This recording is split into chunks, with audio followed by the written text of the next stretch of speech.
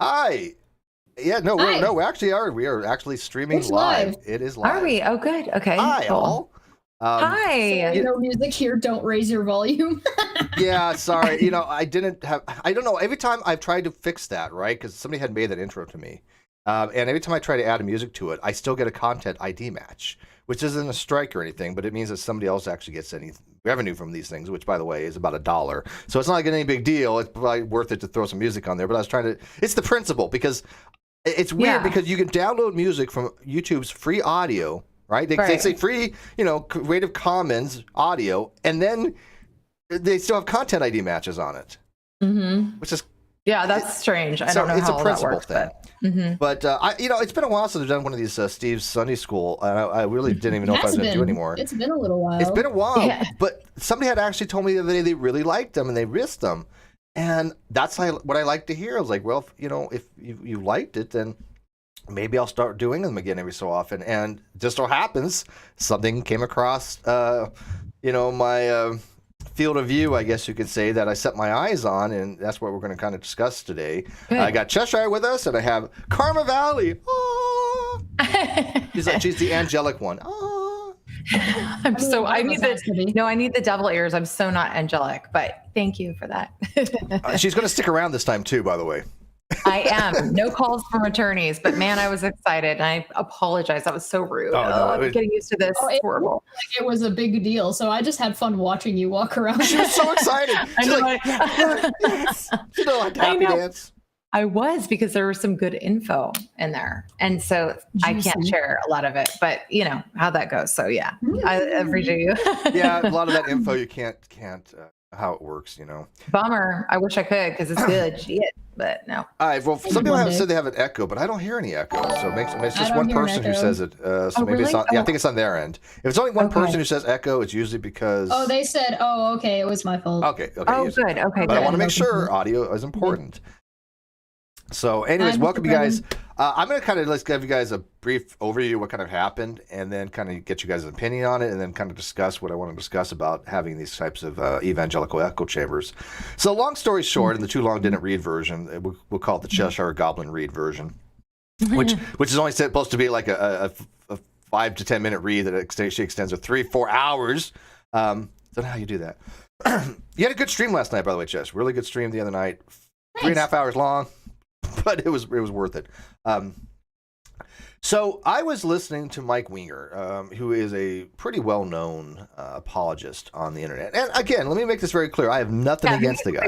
Because I don't know anything about this. So he's an apologist, like you would find, with inspiring philosophy or evangelical apologist, right? I don't know if he's. I just put him as evangelical. Maybe I'm off on that. I don't know if people are charismatic, evangelical, Pentecostal, Baptist, whatever. To me, I'm just going to throw them into one lump for this particular thing because it really doesn't matter. So I'm just going to call it evangelical. Right. But they are apologetics, right? They do have Christian apologetics, which again don't really have that much of an issue with. And again, this is nothing towards Mike. He reached out to me. We did talk, but it's a systemic thing that I've seen before. And what happened was he was having a stream, and one of the mods had asked me a question. They were talking about ethics and things of that nature and God. And the mod had asked me pretty much, if God commands this to be ethical, if something to be ethical, well, wouldn't you find it to be ethical? And my response was no. Because my ethics are not contingent upon some kind of supernatural being. Because one, that being could not necessarily be for my best interest. It couldn't necessarily be an all-benevolent being. It could be what's called dystheistic, where you have a partly, good, but maybe some malevolent overtones, which, if you look in the Old Testament, might be the case. But scary stuff in there. It's overtones. And I had the same question the other day that I was pointing out. There's some huge difference between the Old Testament and the New Testament God, right?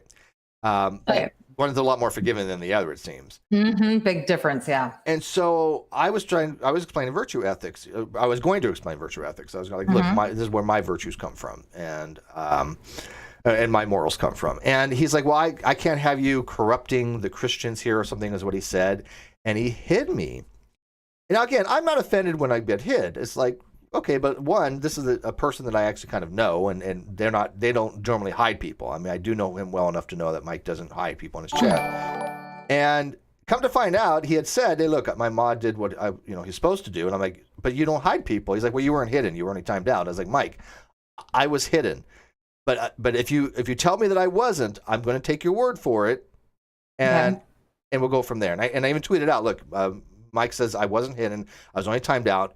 I don't remember well enough to go, say otherwise. So I'm going to give him the benefit of the doubt." But I did ask him to double check, and guess what, Karma? What? He double checked and found out I was hidden. Okay, so how did you figure that out on your end before he did? That's what I want to know. Well, I was there, right? So I saw that I was hidden, right? But well, how do you see that? Like you type something in the chat and then you just go into another account, and I have all these flat Earth accounts that I have. But how did you know you were hidden? That's what I'm saying. How? So he can watch the chat from a different account, type. Oh, I see. And when it doesn't show up from that account, that's how you can. Yeah, well, I mean, people aren't responding to you, and plus he said, I'm going to. He said, I can't have you doing this, blah blah blah, and I'm like, oh, I bet he removed me.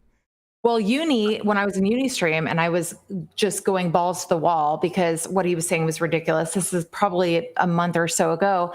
No one was responding to me, and I was being, That's one way to tell, provocative. I mean, and nothing. Nobody would respond, and I'm like, oh, I think I'm muted. There's like nobody put baby in a corner. Yeah, no.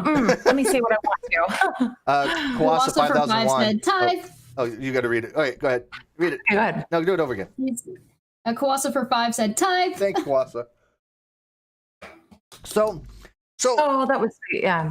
So we kind of fixed that, but my thing was this: when you have an evangelical echo chamber that doesn't hold up to scrutiny, right? When you hear people saying things that you don't agree with, and they just want you to shut you down, not because you're saying anything wrong. I mean, I understand to remove trolls, and I understand to remove people that are causing issues in the live chat. We all do that.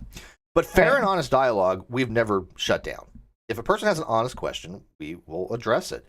And what I'm finding, and this is from actually Mike. Mike actually was very open and honest about this. He's like, I'm fostering a cultivating an audience of Christians that to believe these certain things, kind of thing. And I'm like, okay, but that's what an echo chamber is. That is what indoctrination is to me. And that's what he's fostering, right? That's what he's kind of going for. So it's not like I'm saying anything that's like wrong as far as like what actually happened. Is like he's just, yes, that's what I want. And I'm like, well, I'm going to be talking about this Sunday because that's what I have an issue with when it comes to evangelical Christians and people that don't want to talk about these things like ethics. And so that's what we're going to kind of talk about tonight. Because I have other people like Braxton Hunter. He had that Hunter dilemma. And instead of trying to shut me down, he's like, hey, do a review on it. He's like, I love what you do, Steve, and I respect your opinion. He's got a PhD, right? And he got a PhD in the subject. Yeah. And he still really liked my analysis of it. That was very flattering. He didn't shut me down in his live chat at all, So. Well, why? That would be silly. I mean, yeah. Well, one of the questions you had asked was why Christians want to limit people's exposure to ethical questions. And it's a great question. What are your thoughts on that? I mean, answering or asking questions to Christians, and I have a lot of that in my extended family who want to push these things, and it's like I don't know why they want me to believe what they do. Why can't they just be happy with what they believe? And when I ask questions, there are no answers to some of these things, and it's shut down really quickly. I'll give you two answers. Okay. After Cheshire reads the super chat. Oh, sorry. Yeah, go ahead. Golden Unicorn for 5 said, more time. Thank you, Manya. Loved your stream the other night, Manya, with Cheshire. That was actually really good. I didn't know anything about it, by the way. Contrary to popular belief, they don't tell me a damn thing. I was sleeping. Oh, they really don't. No, I mean, it's like people think that I give like them instructions or something like that. Oh God, no. Cheshire was right on. She's like, if people knew how we talked to Steve, they would be like completely backtracking any narrative that they want. Well, it was like if I don't think that the person we were talking about on that stream would be able to handle the criticism the way we give it to Steve if we were to give it to them. Yeah, no. But there's two. Go ahead. There's It's such a bizarre thing a lot of the times because you're talking about what is a joke and what is criticism, when is a joke funny and why is a joke funny, right? So so if a comedian says something racist and it's funny and people laugh, nobody cares. But if you say a racist joke and it's not funny, people get really mad. You got to know how to hit the mark on those things. Yeah. You're walking this line as a comedian, and it usually comes down to maliciousness. Did your joke come across as malicious? Right. And like where you are and how tone deaf you are. Yeah. So especially in the political climate that we are now, it's even more touchy. That guy Kramer, remember him? That didn't bode well for his career. No, but let me give you two answers to your question about why they do it. That wasn't entirely because he was being racist, though. That was because he said a joke, it flopped, nobody thought it was funny, and he freaked out about it. Yeah, no, he doubled down. Yeah, agreed. All right, so two things, Karma. One is that they want you to believe what they want you to believe. One, because it reinforces their belief. Okay, that when we have our beliefs, we generally want people to agree with us, right? Especially if we think that we're right, and also reinforces our belief that we are correct, because we only have so many metrics to determine what is true, and in some cases, we may not ever be able to determine what is true. Exactly. Right? We'll never know. So that they want a reassurance. So that's one of the reasons. The other reason is if they do believe that there's some eternal punishment out there, some kind of hell, which I do not believe in. I think it's just, I think the whole thing of hell actually was argument ad bacillum, which is basically they want you to believe. If not, you're going to suffer some kind of penalty for it. And so it's an argument from threat. And so the whole hell thing is they actually really believe this, right? They're not so much saying, "Hey, karma, believe us or suffer the eternal damnation." They're saying, "We love you so much, we don't want you to suffer from that," because that's what they actually believe, right? Whether you believe it or not. Well, that brings us to the doxastic. I hope I'm saying this right. Doxastic involuntarism, and in looking into it, I had asked Steve. I had heard a piece on NPR where they actually talked about how we really don't have a choice in what we believe. It's something that's sort of innate in you. And I've tried for years to believe in this stuff. I want to live longer. I want to, have that hope, but I can't make myself believe it. It's just bullshit in my mind. And you told me it's like a gun to the head. And someone says, believe you can fly or I'll kill you. And that was profound because it's true. It's like you can't force yourself to believe something that you just don't. Yeah, I mean, I am a doxastic involuntarist for the most part, although it doesn't mean that we have completely no control over some of our beliefs, right? We do evaluate things. Our mind processes these things. And by the way, we got Hunter Bailey in the live chat. Shout out to Hunter. He is a Christian apologist, by the way, but he's actually one of the better ones. He's not he's not an a-hole about it. So cool. I love that. That's cool. We'll get Hunter on one of these days. Where you get levels of delusion and you get levels of ignorance. So if you start mixing those two things together, where people lie to themselves to the point that they start to believe them, and they have other people around them as enforcing those lies constantly, even if you don't want to go as far as to say it's a lie, if you want to go as far as to say as you should have this experience, you're expected to have this experience, and if you don't have this experience, there's something wrong with you. Isn't that what it is when it comes to the Pentecostals and it comes to the charismatics? One of the places I've seen it most is they do it to children, and they do it to specifically junior high and high school kids, because they take them to these big events camps. Are like, you go, there's the camps, but there's even ones that are a little bit maybe less intense. And they're basically you go to a community center type thing, and all of the churches in the area, all of their youth groups all go, and everybody goes and they have a good time. And some people will travel for like 6 hours to go to this big event, and everybody is either staying at a nearby church or they're staying, and you pay money and you go, and the kids are all hyped up on sugar, and they're just get preached at for 3 days in a row while they're all exhausted and high. Yeah, exactly. And so like you're expected to have these experiences because like there's this huge group think going on and all of these other kids are all experiencing this thing and you're a teenager, you want to fit in with Right, exactly. You want to fit in. Yeah, desperately. You want to. Yeah. And so it's just like the whole point is to reinforce and like just shove this down your throat. And there's no questioning about it. It isn't like an open forum, hey, ask questions and we'll educate you. No, we're going to tell you what it is. We're going to tell you how it is. And we're going to tell you exactly what to expect. All right, I gotta fix my chat there. Yeah. By the way, let me ask the outside chat. What do you guys like better for the chat? Do you like it to be the way this is or this way? Because I could do it either way. Which we asked the outside chat. Do you like the first one was kind of just like all just kind of gray, or do you like it where it has a little bit of color to it like it is now? So that's that one, and then this the straight gray. So let me know what you prefer, because I have it set for either way for this particular hangout. But yeah, no, I think you're exactly right on that. And by the way, I used to go to these events back in like high school. I had gone to some of these Christian youth things where they would play band and music and get you all like and I gotta tell you though, I'm not exaggerating. I had fun. I still like them. Yeah, no, I enjoyed the company. And, I was, like 16, 17, girls. I was, I did the same thing. I know. I did the same thing. My parents went, you could go, but I did that. I was forced to do that by childhood. And they would laugh at me. They'd go, you can go and do that, but I'm never doing that again. I was forced as a child. That's it. But I thought myself the entire time, I'm not buying any of this. I really didn't. I didn't believe. I went, but I was not one of the people that went to go, okay, I believe this. It was for the social thing, and if you guys want to believe this, knock yourself out. And they asked me about it. I'm like, yeah, I don't believe this. It wasn't until I became Mormon when I was late 17. But oh wow, Mormon! I did not know that about you. Our decision in my mind. Okay, there was a girl involved. Didn't I say more? Of course. Okay. But and now it makes sense. Long story on that. I've told Cheshire the story, haven't I? I'm aware. Yes. Yeah. All right, we got a super chat. Golden Unicorn for 2 said, dislike when they scare children with hellfire. Right. Yeah, that bothers me a lot.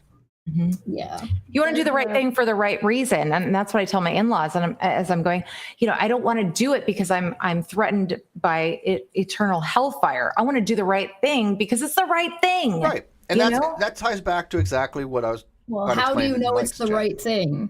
That's a good question. We tell you. How do you know? Well, and that is why if you read the description of this video, that exact thing that I was talking about, Chesh, I think a lot of evangelicals, a lot of Christians do not seem to have a well-established ethical framework, because what they do is they defer their ethical considerations and morality to just say, well, whatever God says, that's what's moral. But that if you do that kind of divine command theory, and I do place divine command theory under ethical subjectivism, I do understand there's arguments for ethical objectivism, but this is keep it simple. For it is whatever God says, but it's the mind of God that does it.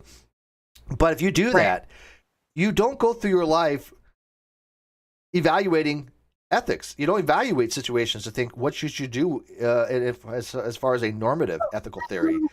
Says, what should Jesus do? Yeah, what should Jesus do? Exactly. Right, exactly. But typically what I've found, and I have friends, a lot of our friends are very conservative. That's not where we fall at all. We're super left and proud of it. But one of the things that they try to they're constantly trying to convert me and push it onto me. And I respect their beliefs, but I also want to, just you do it.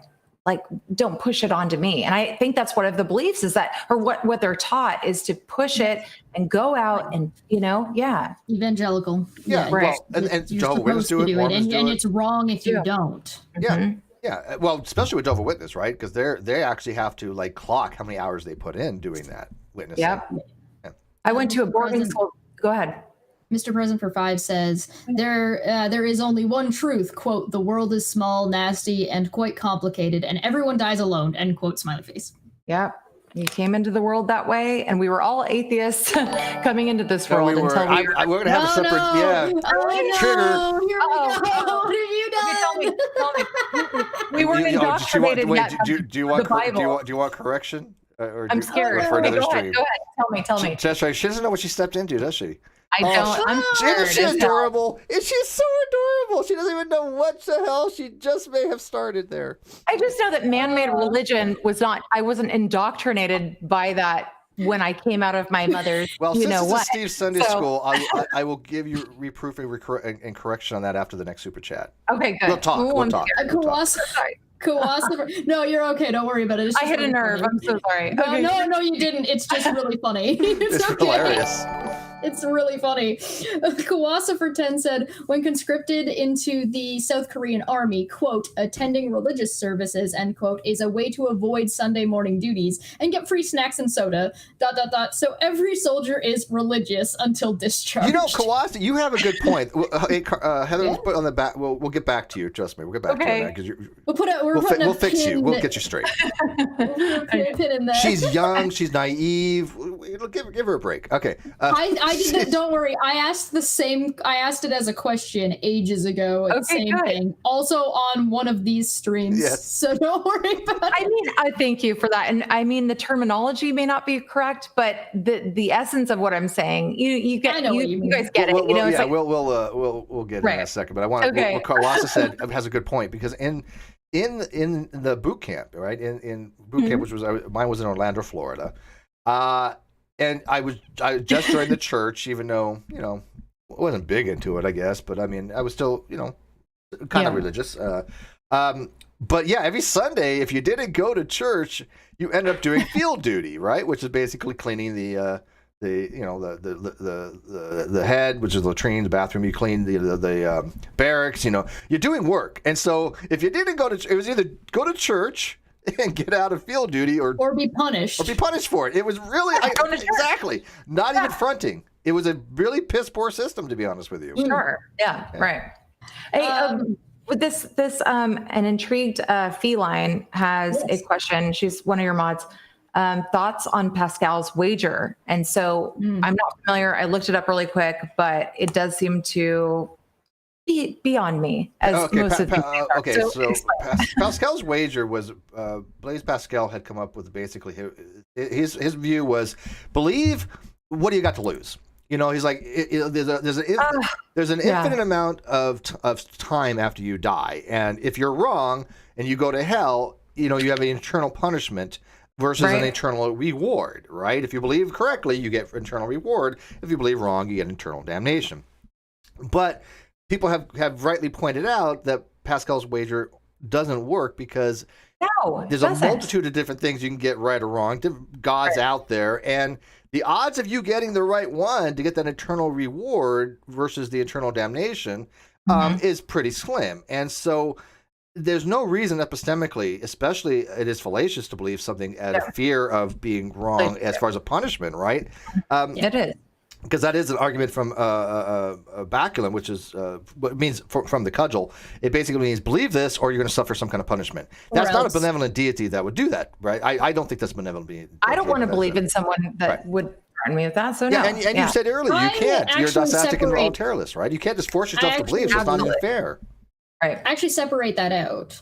Okay. Belief has nothing to do, I separate out whether or not I would believe in a malevolent deity versus whether I would worship a benevolent or malicious Two different things. You're right. So, so I actually separate out whether or not the God of the Bible is malicious or not is completely irrelevant to whether or not that God is true or exists. That's true, but here's the thing. Even if you do prove this God to me, now you need to convince me why he's a good guy that I should worship. And there's an argument to be had about withholding worship, and I get that. However, my argument to that is, look, I don't care how malevolent a being is. If it's going to be supernatural, I'm going to end up worshiping it, even though I can't change how I think about it. Right? I can't force myself to say this is an ethical being. I'm going to be. I'm going to be like, this is an unethical, evil being. But you bet your ass I'm going to worship it because I'm afraid of the consequences. People, there's nothing. There's no ethical virtue to spend eternity, in hell for what? I mean, that's not an ethical thing to do if there's nobody around to even appreciate your martyrdom, right? The only thing that I might be willing to pull is malicious compliance. Yeah, it's what it is. You're scared into it, which defeats the whole. No. It would be a form of malicious compliance. To a degree that make following the rules problematic. Yeah. One of the things I've found about Christians, and I'm not saying don't come for me, but a lot of our friends, I'm so sorry. A lot of our friends who are all, as I said, conservative, and a lot of them are Christian, and they get into these things with me. Most of them, I hate to say this, most of them have not even read the Bible. Now I have. Oh, that's. I was in a Seventh-day Adventist boarding school, and I had to, and recite Bible verses. So I know the Bible back and forth. But a lot of people who are pushing this stuff haven't even read the Bible, and that's just crazy to me. The thing is that they kind of set you up to not read the Bible, right? You're supposed to rely on your pastor who recycles the same stories and the same sermons, right? So he might be coming to different conclusions from the same verses, but you never see a sermon that dives into like something like the incredible consequences of like Noah's flood. They'll talk about Noah's flood, but they're not going to talk about the other half of the consequences of doing something like that. Or they're trying to convince you that the flood happened, but they're not, again, going to talk about, well, they were all bad people. Noah never warned them. That didn't happen. God didn't give those people a chance. He's just like, nah, flush. And I have a problem. But they don't talk about that. And the thing that they do to get you to read the Bible is by giving you daily devotionals. But you'll notice a lot of those daily devotionals are a lot of the same, very mundane, very feel-goody, very neutral Bible verses. None of them are like, kill people. It's applicable to our lives. And so that I think it just, makes it more of a, attractive idea. Are you familiar with the argument from what's called divine hiddenness? Say it again so I get it correctly. The argument from divine hiddenness. Hiddenness? No, I'm not. All right, so a too long didn't read version real quick. I'm what's called a non-resistant non-believer. If God exists, he can reach out to me at any time, right? And I have it's not just my argument. Other people have argued this before. If God was around 2,000 years ago, and he wants people to believe, right? I mean, here's again, this is a derivative argument, but my argument has been before, as a non-resistant non-believer, as somebody who is willing to have a relationship with God if he exists. Why did he show himself 2,000 years ago to people that were non-resistant non-believers and say, hey, look, you don't need faith. Look, I exist. I'm the same thing 2,000 years ago, like, and I get nothing. Guys, I get bumpkins. I need you to write this shit down when the majority of the population can't read after I've already separated out all the languages. So only your language is going to get this. And in a way that is not only confusing, but in a way that multiple people can look at it and go, hey, I think the earth is 7,000 years old. Why? Because of this scripture. Or bats or birds. Why? Because of this scripture. So, I mean, it doesn't seem a very effective form of communication. And so that to me is one of the arguments I have of why is it that God showed himself to other people and he doesn't do it nowadays? And people say, well, progressive revelation, this, and they have all these theological terms for it. But it doesn't get out of the problem of if you're a non-resistant, non-believer, why is God hidden from people? Yeah, it's a great question. They won't answer it. I mean, where's the, we don't get an answer from that, unfortunately. The problem is there isn't really one outside of your life serves a different purpose that is doomed to hell. Well, if you're a tulip person, if you're a person who subscribes to Matt Slick is one of them. Give us a clue. Oh, okay. They subscribe to Tulip. What is it called? What is Matt Slick? He's a. It's like let me look it up. I'm not sure. Dang, I can't think of what he does. Total depravity.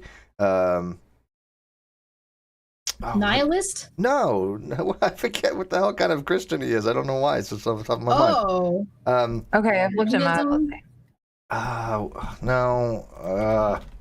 Well, either way, we're talking about like the evangelical Pentecostal Calvinism. Jesus, right. I couldn't think of Calvinism for some reason. My brain. Okay. I literally got up like a half hour before this. I set my alarm and I didn't set it right. I was trying to Yeah, so my brain is not fully functioning right. I don't know how the hell I forgot Calvinism of all things. Oh my God. Yeah. So tulips of Calvin. The tulip stands for total depravity, unconditional election, limited atonement, irresistible grace, and preservation of the saints. These are the 5 points that they go by, which I'm not going to get into now. But they believe that what's called a hyperdetermination, where you're going to go to hell or heaven way before you even lived. It was already predetermined. Yeah, if it's predetermined, then what is the choice or the free will? It doesn't make sense. Yeah, you're screwed. If you're not elect, if you're a reprobate, you're done. It doesn't matter what you do in your life. And it's like, well, what the hell's the point of that? Is that to me just not a benevolent deity? Doesn't make sense. Yeah. Well, I mean, you could always, I guess you could be a Christian who believes that the God of the Bible is malevolent, but you'd end up in entirely different. Well, you'd end up in an entirely different subsect of Christianity in that case. Oh yeah, right. Most Christians do think that God is all benevolent. And then why would you want to worship a malevolent deity? Why? Exactly. Why? Well, here's the thing. I don't even know what an omnibenevolent being would consist of. Right? I mean, oh God, morals are messy. Morals are messy things. So confusing. But that's the reason. Malevolent. So the God is malevolent in every case. Well, that would be Satan, right? No, omnibenevolent. No. Omnibenevolent. Good in every case. Benevolent. Oh, good. Sorry. Yeah. So because we know as humans. Not omni. We know as humans. Doesn't have any of the omnis. We have an ethical considerations for each other because we were social creatures. Sure. We recognize that if I if I killed somebody you cared about, it's going to be bad, right? If I kill you, it's bad. If I steal a loaf of bread from you, I'm depriving you of something. That we realized over time, these are social things that are not beneficial to society. That's where I think a lot of our ethics stem from, is social evolutionary considerations. Yeah, keep people under control. I mean, that's typically what the religion thing, that's why there's different kinds of control, right? There's like the society agrees that this behavior is acceptable or not acceptable. It's not like there's dictation about what has to happen from small groups of people. It is the society is agreeing that this is not good for society, so they're not going to allow it, right? And I'm fine with objective morality. I really am. I think atheists make the mistake when they just by fiat say there's no such thing as objective morality. I think there actually is. But it's not contingent upon a deity. That would make it actually more subjective. It shouldn't be contingent upon a deity, right. But when you have multiple people with multiple different belief systems, it's nearly impossible to determine which one is saying, what would Jesus do? When you have a couple people saying, well, Jesus would do this. The other people say, no, Jesus would do that. I mean, I'm sorry, but you don't get multiple stories that are consistent when it comes to morality from different religious perspectives. Every single denomination has their own idea is what considered to be an ethically right action. It doesn't have anything complicated, right? We have moral decisions all the time. If you ever worked in retail, you have to make moral decisions on what's best for the company versus what's best for the customer. These are all ethical considerations. But if something is very simple, like baptism, you need to get baptized. Well, some Christians say that is you have to get baptized. That's the right action to take. Do I get baptized or do I not get baptized? And others would be like, no, you're not required to get baptized. Grace versus salvation. Huge issue in the Christian community. But as outsiders, as non-believers, then you go, well, how am I supposed to determine? How do I have any kind of epistemic knowledge of this to determine what is the correct ethical thing to do? You can't formulate your own ethical belief system that way by deferring it to what would Jesus do. I always had an issue with this, and so when we were talking about that in the Mike Winger thing, he's like, well, the mod's like, well, we can't have people thinking like that kind of thing. Whatever God says, that's it. And it's like, well, that's the definitive echo chamber. Yeah, it's also problematic when you're dealing with people who are not educated. Not necessarily even not educated in reading and writing like it was once upon a time, but also people who are not educated and are actually discouraged from learning outside of that realm. Or asking questions. In science and biology and critical thinking. And like I was regularly discouraged in education. Yeah. I mean, well, younger creationists especially. I mean, I'm sorry, but they definitely discourage people from learning about actual science. I mean, look, we got we have Wayne in the live chat there, and Wayne went through this, right? He was a He was a young Earth creationist. And then when he found out they were lying to him, he legit got angry. And I'm not talking about just being upset. He was an angry man. For the longest time. But now he's a science teacher. I don't see him what is his name? Science enthusiast. Okay. His name's Wayne. But he and I had a debate years ago. Doxing him. Yeah, everybody knows his name, Wayne. Uh-oh. Doxing. I'm just being a dick. But yeah. when we had a debate, he was a young Earth creationist on it. But it shows that people can definitely modify their beliefs. They can make different decisions given new data. But when you're lied to, and you're actually lied to, like the young Earth creationists and flat earthers do, it must be a hell of a feeling going, God dang, I was lied to. I was for a long time. Now, was lucky. I never went through that phase. I never was a young Earth creationist. That would just never have happened. I mean, I was into science all my life. But still, I can imagine how difficult it'd be. Your SDA. SDA was started by Ellen G. White, who was a young Earth creationist. Did you know that, Heather? I didn't, but now I do. Yeah, SDA is a young Earth creationist organization. Now, some of them, not all of them, do, but the Ellen G. White, she started that. Pathos, where like Aaron and the Friendly Atheist both have their blogs, is run by it's a Christian. Christian. It's where they started. It's it didn't. Pathos didn't start off that way, but it was bought out by I think evangelical group. Yeah.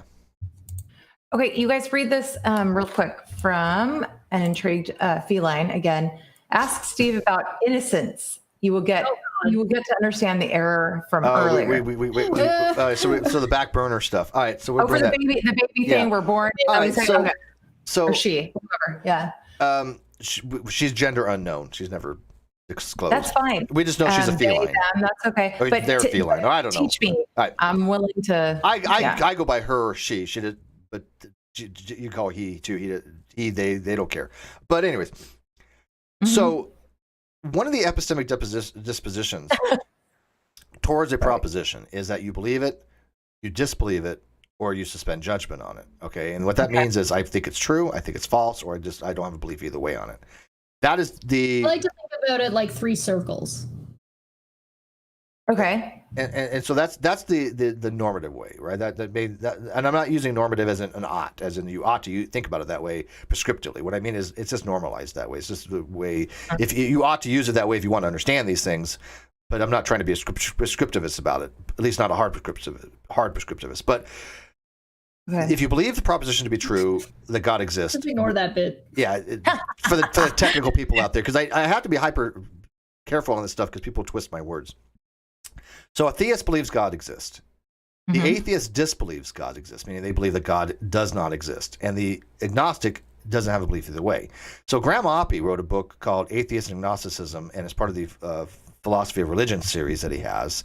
Wait, atheist and narcissism? Is that what you just said? No, atheism, agnosticism. Oh, wait, and agnostic. Okay, go ahead. So Graham Oppy wrote a really great book, Atheism and Agnosticism. Is part of his Philosophy of Religion series, The Elements of Religion, from Cambridge. And one of the dispositions he has is called innocent, meaning that you have not been exposed to the proposition. Therefore, you could not even have evaluated it to believe the proposition is true, the proposition is false, or you suspended judgment on it. Babies would be considered to be innocent. They are not atheist, they're not theist, they're not agnostic. They're none of those, because all of those require a conscious evaluation of some kind. They require what's called intentionality. And what I mean by intentionality is not just like an ordinary intent. The term intentionality is really complicated in philosophy. It basically means, if I had to give it the best context, and Ozzy's probably going to shoot me for these things, but intentionality in philosophy is basically to have a content that you have for something like a belief. A belief state, when I believe something, I have to believe something. If I think something, I have to think something. Right, there's an intent there. There's intentionality there of what my content is that is ascribed to the action.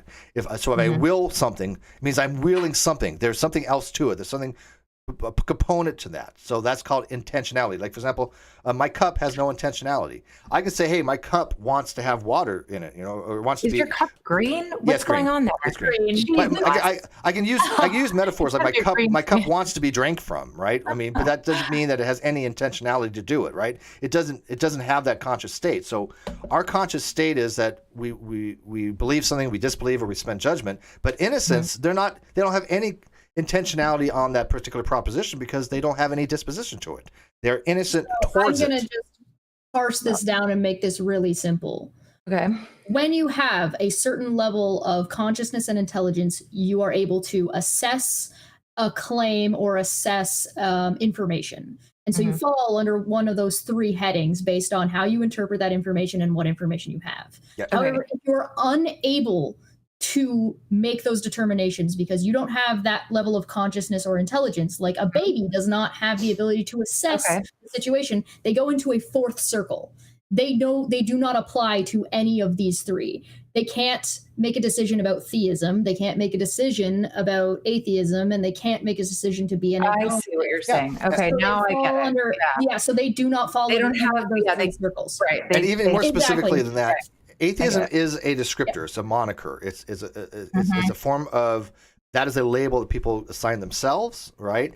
And I actually agree with Dawkins on this, Richard Dawkins, which is unusual, but he actually even agrees. That is unusual. Yeah, but he actually said he argues to cosmic skeptic, because I think cosmic skeptic's wrong on this. But Dawkins has argued with him that that they shouldn't call babies and children atheists because that's no more indoctrinating than it is to call them Catholic.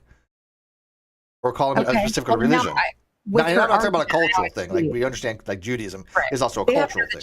To make a decision. But right. So I go by the. Spends 15 minutes trying to explain the nuances, and I'm like, circles. Yeah. Well, that's it. She's the philosophy whisperer, right? I mean, she's the Steve whisperer. I explain it. That's helpful, though. So people don't misunderstand, hopefully. Now remember, some people are going to say rocks are atheist. Rocks do not even fall in the category of any of the circles. They have no intentional state. Outside of their never going. Right. Yeah, belief is an intentional state. However, may be able to make that decision later. Yes. Sure. Oh, so when you say babies are atheist, you're basically saying, this is how I use these words, and I'm going to ascribe it to the child, but the child may not want that. Like, for example, to me, atheism is the belief that God does not exist. It's this lack of belief stuff we've had thousands of hangouts on. My audience knows by now my position on it. It's nonsense. It's just layperson atheism trying to do political activism through YouTube is what it is. But a child, let them decide what they want to label themselves. If they want to adopt lack belief, fine, whatever. That's their choice. Yeah, but by calling saying that we're all born atheists, I'm going to say, well, no, I wasn't born an atheist. And if you have one thing that is a defeater to an argument or to a proposition, it's false, right? So that's why when people say, "Oh, well, we're born atheists," I think that's a horrible argument that atheists use. Well, now it's better understood. Have you been properly reprimanded? Do you need to go in a corner? I'm gonna go in the corner. I don't understand. Break out the paddle. She wants to go in the corner again. Spank me. I like it. Do it harder. No, I'm just kidding. But the thing for the Patreon stream.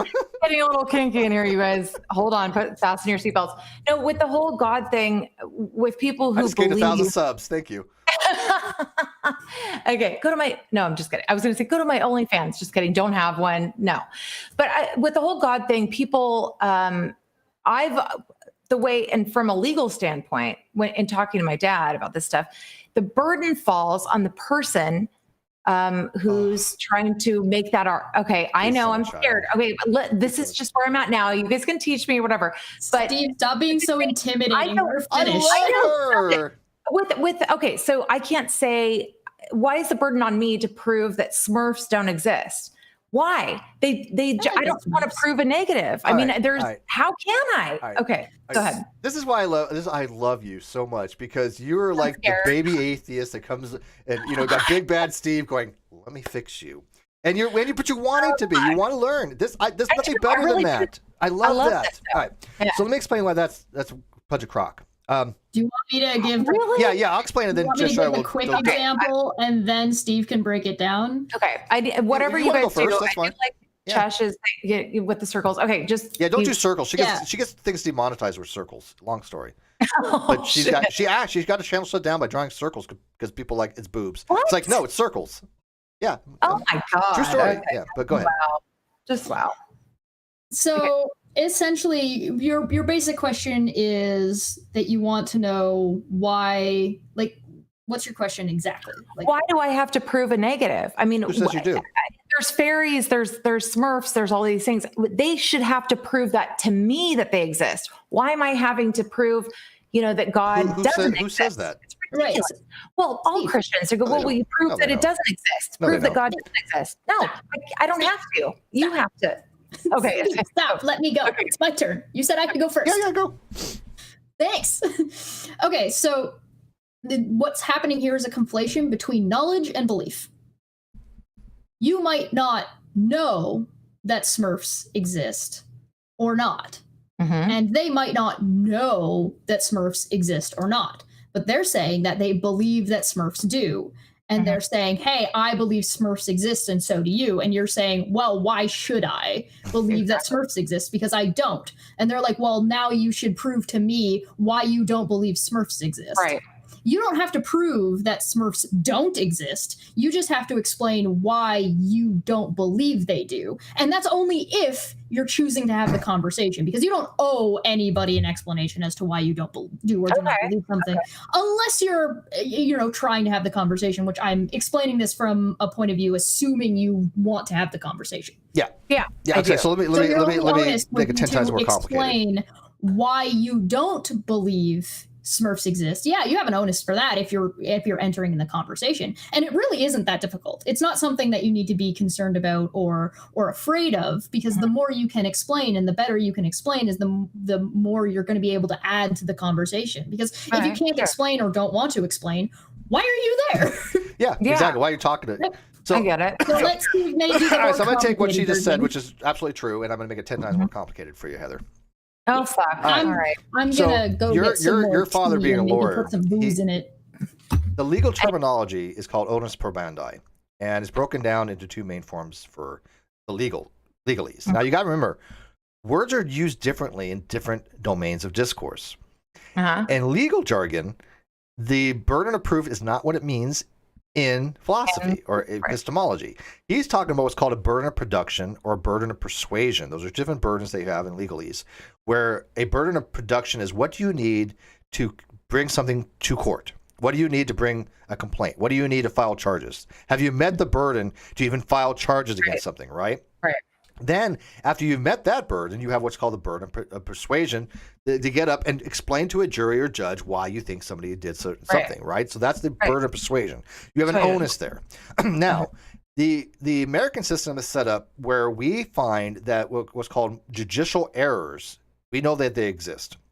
And so in the court system, we find it is more morally egregious. Again, this isn't something from God. This is something that we've discovered in America, at least, that is a greater travesty to have an innocent man go to jail than it is for a guilty man to go free. Okay, these are called judicial errors when that happens. So there's 4 particular outcomes that can happen in a case. An innocent man can go to jail, which is considered to be the worst possible scenario, right? The worst. An innocent man go free, which is what we want, right? A guilty man go to jail, which is what we want, and a guilty man go free, which is, again, a judicial error. But we find that the greater judicial error is the innocent man going to jail. So that's how the system's set up. That's what's called the presumption of innocence. Right. Agreed. That doesn't fly when it comes to these types of theological beliefs. It doesn't fly when it comes to these types of propositions. And so when you're talking about the burden of proof, what we're talking about is called a burden of epistemic justification. Why do you believe a certain thing, right? What is your reasoning for it? That's what they mean by. That's where those terms are used in epistemology, which is very confusing because it's used differently in legal jargon, and people. It is, and that's kind of where burden of proof does not mean evidence like that. It doesn't mean what have you met your burden of proof as far as have you convinced a jury, that it's beyond a reasonable doubt, or preponderance of the evidence in a lower case. That's not how these words are used in philosophy. And somebody like yourself who comes from a legal background, because your family has a lot of law stuff, it's confusing because you're like, well, I know what a burden of proof is. Well, no, you don't, because you're using it differently than what we're using it for burden of proof. Now, I could understand both, right? When you say burden of proof, I know you mean evidence. You want, hey, I do. show me evidence, and I get that. That's evidentialism. But I don't want to have faith. I want to see evidence. Right. Allegedly, Jesus came down, and as you were speaking about earlier, why is it different now in 2020? Yeah, no, that's a fair question, right? But here's the mistake that a lot of new atheists make, and I don't mean new as in like just converted. I mean new atheism, which is I'm so ignorant. Teach me. Okay, go ahead. This mantra that the positive case is the one that has a burden of proof is only partly true. Okay, what they neglect to tell you that anybody that has position of any kind has a burden of proof. It doesn't matter whether you believe, disbelieve, or suspend judgment. Whether you don't believe, it doesn't matter. If you have a position on a topic, right? So when you say, look, the theist is the one that has a burden of proof, that's true. But you also have a burden of proof to explain to them why you don't believe. That doesn't mean that you have to prove God exists or doesn't exist, right? That's a different thing altogether. You only have an onus to prove something, and I mean proof as in like logically prove. In this particular case, not just evidential, but it can apply equally. You only have a burden of proof if you say, look, I can demonstrate God exists. I can show you God exists. I can prove to you logically God exists. Now you have an onus to do that, right? But if I say, look, I believe God exists, I have no onus to do anything, to show you anything. Unless, as Cheshire said, I want to convince you. A burden of persuasion. I want to convince you. Yeah. But even then, I don't have to prove God to do that. Justification. Yeah. And so I think one of the that's things what the that we mistake is. talked about when we were dealing with Snake was right. By dealing with, I mean, we had a conversation with the guy, is what we came to a kind of a conclusion of is that it might be beneficial to change the term burden of proof in regards to this conversation to burden of justification, because people in philosophy know what that means, but if you're not well versed in philosophy or the jargon that uses or that particular field utilizes, then you're not necessarily going to understand. You're going to think that, I have to prove knowledge. And it's like, no. You just have to justify to yourself. And if you're going to justify it to yourself, you should be able to explain it to someone else, even if they don't, if you're not trying to convince them, because that could be. So I'm going to ask you a question before we get to the super chat for Helios real quick, but let me ask Heather a question first. And I'm going to tell you what to answer. I'm going to tell you what to do. Yeah. So I want you to just answer, I don't accept my proposition. You don't accept. Okay. So just tell Steve no, basically. Just tell me, be like every other woman in my life. Just say no. I'm used to this. This is. So hey, I'm telling you, at my age, maybe is like amazing. So here's my thing. I exist. Okay. My proposition is I, and I'm using I as a self, which is really kind of bizarre. The whole I in Descartes' cogito ergo sum is really the topic into itself. It really is. Philosophy of mind is weird. He's off doing a thing. Don't worry. I'm doing a thing. All right. So I exist. Tell me you don't accept the proposition. I'm telling you what to tell me because I want to. This is a stage. Okay, well, I'm doing a bit. I experience you. I know that you exist because. Just say you don't. I'm literally telling you what to tell me. Just tell me you don't accept it. I'm doing a bit. Okay. So I exist. No, you don't. Okay. No. That's different. Now, you didn't follow my instructions. I don't understand. Nobody ever follows. It's hard to find good help these days. Okay, just do it. Can I find one woman that will at least listen to me for a change? I'm listening, and I don't. You changed what I said. I said I translation. Yeah, you went from I don't accept it. No, you're just wrong. No, you don't. No, okay. No, you don't. You don't exist. That was what that was a contradiction. Yeah, you went from just not accepting to actually saying that I don't. Right. I'm throwing whatever. Which is a positive claim. Just say you don't accept. Okay, I exist. I don't. No, you don't. No, that's not. No. I don't understand. Okay, I'm so confused. I'm so happy about this. This is amazing. Okay, I'll explain. Throw me a lifesaver, dude. I don't even know. Yeah, no, I got you. Okay, all right. Do this thing with Chesh because I need to understand what the fuck you're talking about. Okay, what you actually think does not matter. If I say knock knock, you say who's there? Right. Right. Okay, so same thing. So if I say I exist, you do the same thing as a knock knock joke and respond with what? I don't believe you. Okay, Fine, too. that's what I said. You Which- don't. Okay, I don't No, believe you. that's not the same thing. No. Okay, I don't believe it's not the you. same. You're right. And right. no, you don't are two different things. That's One true. is a claim. Yeah, you got it. I got All right, it. So go ahead, it's the Steve. belief and saying solidifying that you don't. Okay, so I don't believe you. There you go. Got Okay, it. so, Yeah. Okay. I exist. I don't believe you. Okay.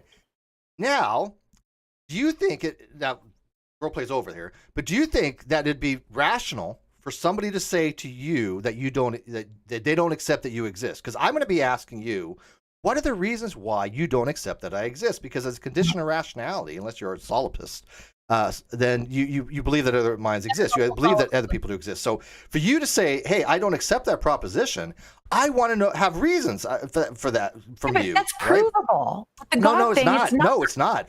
Let me tell you No. something. External minds existing is an assumption. We have no way to validate that. In fact, that's one of the main.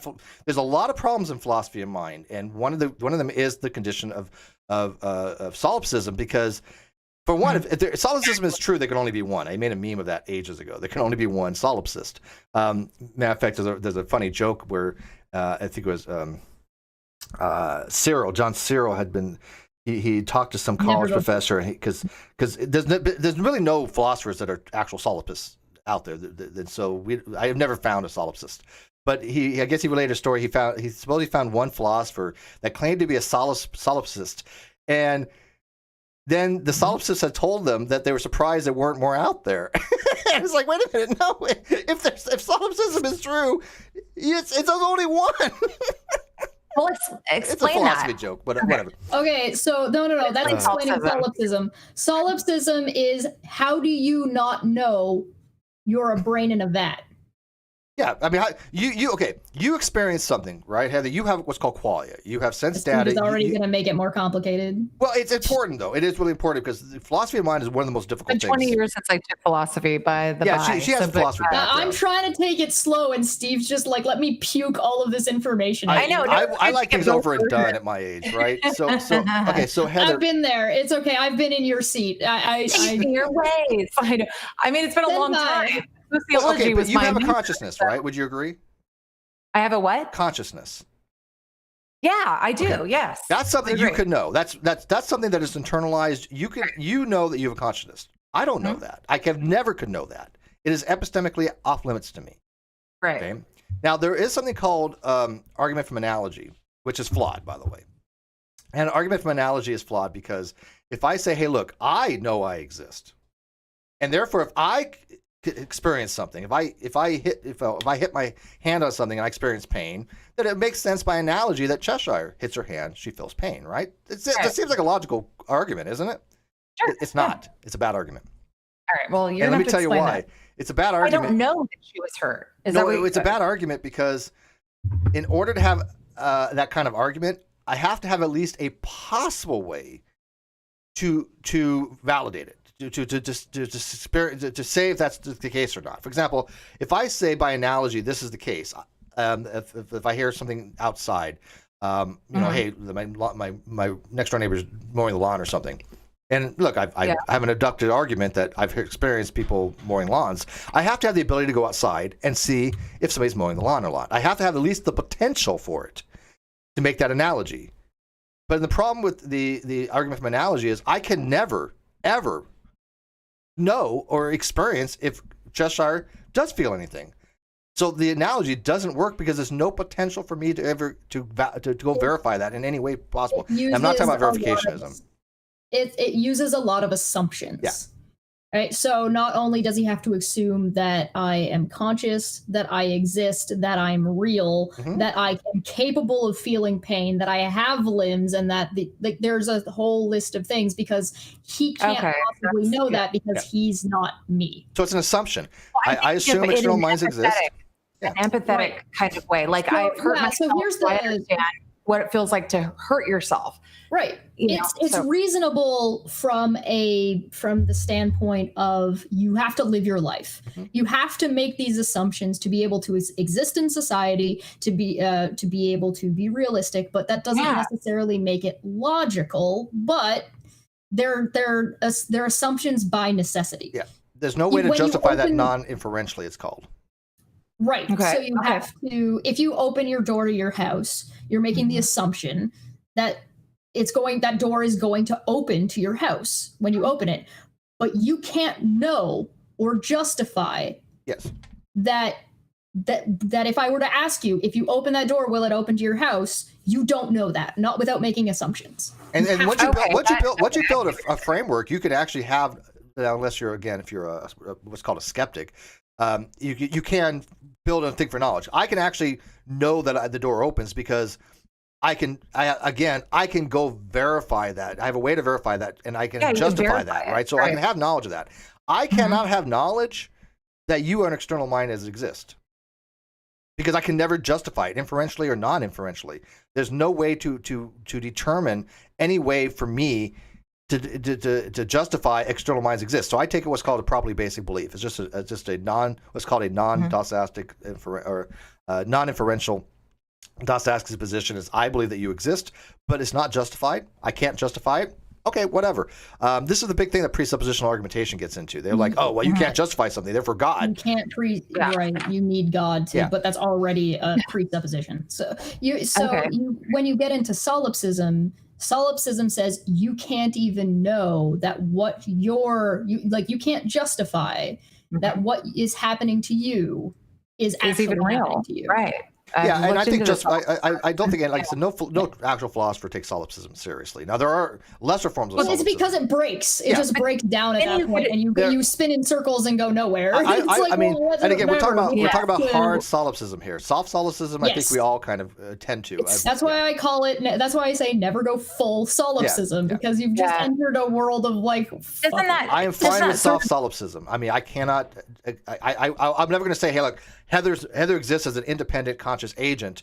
I know this to be the case. I can't justify that. Yeah. You have to assume it. Yeah. Right. But that gets into the whole matrix thing. Like we're living in a simulation. That's where I go with the solipsism stuff. And I've looked into it, and I thought that's more likely to me than having some someone in the sky that is dictating what happens, or morally. I think wouldn't you? If it were a simulation, doesn't somebody have to be running the simulation? So wouldn't that theoretically be God dictating? Yeah. But if that's so that would be the person who people would say is God. But we do it right now with video games and everything else. So I think that's more likely than what I got no issue with that. What humans have come up with. Man-made religion. That's my feeling. There is two different things that you could go by, right? You could say that you could be completely atheistic and say, no, I do not believe this God does not exist because it does not comport with reality as far as my understanding. And I think that's where you're at with the Christian God. Yeah, right. That's like you're just like, this God of the Bible is nonsensical and self-contradictory, so I do not believe that this God exists. Yeah. That does not necessarily have to translate to every possible deity or every possible God ever that you could possibly come up with. Yeah, and that's another bad argument atheists make. Well, I'm atheist to every God that I've been exposed to. No, let's stop that. It's just okay. Look, if you believe that it's more likely, substantially, you're convinced. Look, there is no God out there. There's just nothing that's controlling anything. That's what was completely atheism in philosophy, and there's nothing wrong with that. People can justify it. That's great. They don't understand. But the problem is a lot of them don't justify it properly, or worse, is that they default. Well, I shouldn't say it's not a default. I don't want to use the word default. They defer into agnosticism and basically say, "Look, I don't have a belief either way, but I'm an atheist." I'm like, okay, fine, you can do that. I mean, I think it's bad. I think it's like stupid. Terminology thing. Yeah, it's a terminology thing. But I get what you're saying on it. But what bothers me is when they actually say, and this goes into Hunter's dilemma, where he says, "Look, you cannot have logically consistent statements of two things where you say, one, I don't say there are no gods, but all gods are bullshit. Those are logically incompatible. If you think that all gods are BS, then you are, in any definition, what we consider to be atheist, right? So you cannot say, look, I think all gods are atheists, but I'm not claiming there are no gods. I'm just going to say that I don't have a position either way. That's irrational. That's not logically. Did we get Helios' super We didn't chat? yet. We go back and. Okay, so Helios for 5 said, burden of proof for things like this is just answering the question, why do you believe what you believe? It's not asking you to prove what you believe is true. Perfect. And that's what we were talking about before. And Kawasifer 5 said that actually explains this inexplicable accidents and stuff. It's like making a toilet without doors in Sims. God's a bad Sim player.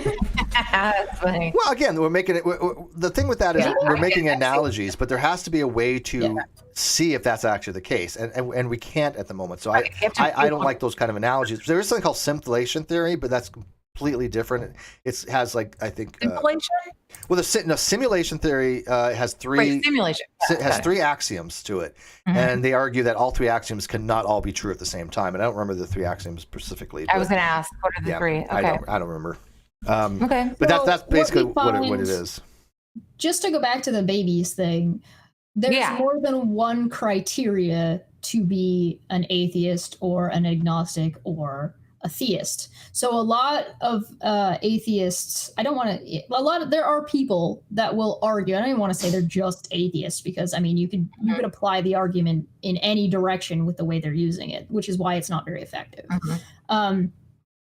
There's more than one criteria to be a theist or an atheist. One of them is either belief or disbelief, and the other one is being able to believe or disbelieve in the first place. Yeah, intentionality, right? Right.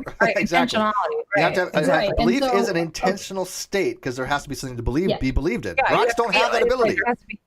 There's got to be something. Sure. Now you're learning the terminology. See, I know. Now when you listen to these discussions, people are like, well, intentional states of, and you look at R and raw, and you go, God, raw, stop, just shut up, dude. I have the utmost respect for R and raw. It's a terminology but thing. He doesn't understand the terminology, and when he starts bloviating about this stuff, and when he says rocks are atheists, when rocks we know now do not have intentional states, cannot be atheist. And the thing is that he's allowed to think whatever he wants and educate himself to whatever level he decides. The only problem is when he starts telling other people they're wrong when they're not. Yeah, that's the only problem. Right. So it's like if you said that, like, this happens to Steve all the time. So if you said that I believe my shirt color is blue, and somebody says, no, you don't, it's like, you can't, you can't make that, right? You can't make that assertion. Right. Yeah. And you see that there are theists that do the same thing. You're not really an atheist. All atheists know God exists. Yeah, I hate that too. That's just as bad, right? That is just as bad. And again, I don't pick on atheists. I don't pick on theists. I pick on bad, argument kind of thing. But theists do the exact same thing. They're like, oh, Heather, you know God exists. Romans 1 tells you that God is printed on your heart. Isn't that just as bad? You saying to somebody else, hey, you really don't believe, you believe all gods don't exist. And they're like, no, I don't have that position. You can't tell other people what they believe. Let me ask you as a question. How do you deal with people that come at you with religion and have this discussion with you? Are you as kind? Do you educate them in what the terminology is, or they usually know more than the atheists on the terminology, especially really? Look, when you talk to a Thomist, I don't like Thomist speak, but they have to learn a lot of terminology, and to do so has a lot of in-depth philosophy stuff. And theists, I think, tend to learn philosophy because philosophy is a very powerful weapon. Yes. And they also know how to misuse Theism is encouraged, philosophy is more encouraged in theism than it is in atheism, Absolutely. like education and philosophy, specifically because a lot of people are encouraged to learn theology. Yes. And learning theology has a lot to do with philosophy. And that's a bad mistake atheists have decided to make 10 years ago when they're just going with this lack of belief and trying to downgrade philosophy. They basically have recused that portion of education to the theist and going, hey, we're not going to bother to learn logic. I mean, she's seen this. I have actually had people tell me, well, yeah, the logic is right on paper, but in the real world, it's like... Well, that's not even my favorite.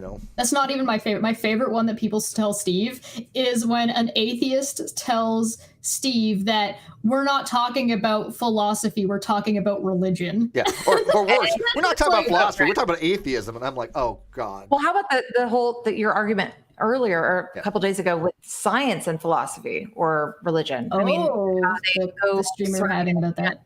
And it's way over my head, but I do love to. That's our next topic on Agree to Argue, by the way. Can science determine God or talk about God and science. And Yeah, I mean, the two, are intertwined. And well, the joke with the title is that it's not, and it never should be science versus philosophy. Yeah. Science is part of philosophy, and there are philosophy in science, and they should be working together, and they should be working together more than they are. And when you decide to excommunicate an entire branch of the way your work functions, you're only losing out, and it's a shame. It'd be like me saying, hey, I love working on cars, but I hate mechanical engineering. Sorry, when you're working on cars, that's a form of mechanical engineering, no matter how you look at it. Okay? I mean, it's so when people say, well, I love science, but I hate philosophy, I cringe, because one is dependent upon the other. I love biochemical studies and studying the biodiversity within chemicals, but I hate physics. Oh, good God, you do? Oh, see, I'm just giving an example. Okay. Okay, it's an example. Okay, got it. Go ahead. I'm too stupid for that. Have you met me? Whatever. I do love chemistry. Chemistry is super fascinating, and I love listening to people talking about biology, but so much of the jargon is so much over my head because I don't have the foundation to be able to sit down and read a paper on my own. I have to listen to somebody explain it. Either right. I need an interpreter, but it's all fascinating. One of the things I want to ask you guys. Okay, so I was looking into the Cartesian dualism and the whole mind body. Wow, when was this? Well, because when I spoke to you, but holy crap! I'm sorry. I'm go ahead. Go ahead. She's just diving in head first. It's good. Yeah. It's called. I believe he called it substance dualism, is what Descartes called it. But yeah. Well, okay. So I watched one video, and some of the stuff kind of comes back to me from college, but it's been a long time. What I got from it. Now, just forgive me if I make myself look stupid, but I am here. I was talking to my husband about it. He goes, "No, you be the person who asks the questions that people don't, are afraid to ask." Okay, so that's better analogy. I love cooking, but I hate chemistry.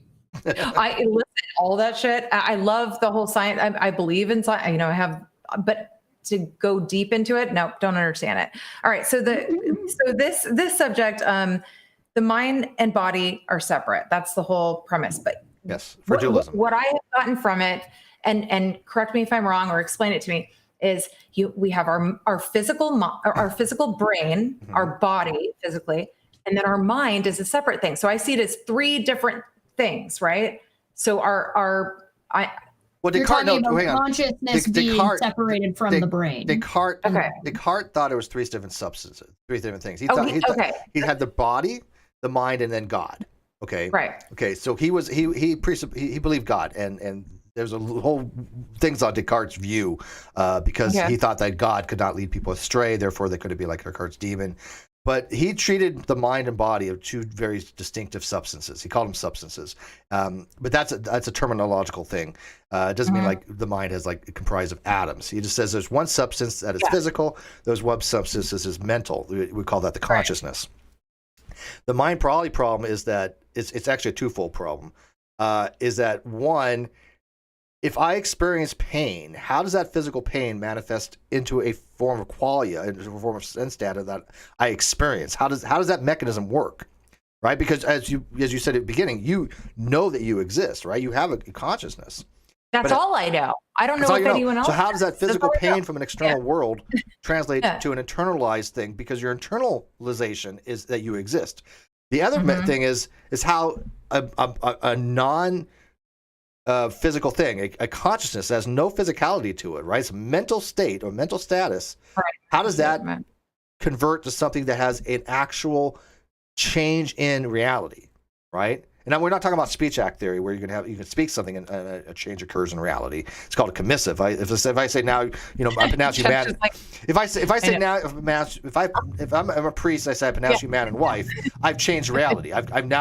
You're now married, right? That's a commissive. Not a commissive. Commissive is a promise. Where's Ozzy when you need? What is it when you is it a declaration? I think it's a declarative. I don't remember. What the hell is it when you make a speech act theory when it actually changes reality? I'll get back to it. I don't know about that. Magic. But long I'll think of it. A long story short, though, is that Alexa? No, I'm just kidding. I want to change reality, and I want to lift my glass. Okay, so how does my conscious state, which has no mechanism, it has no substance, has nothing to do with physical states, according to the dualism, right? Dualist. Right. How did I lift my cup then? The dualist has a hard time explaining that.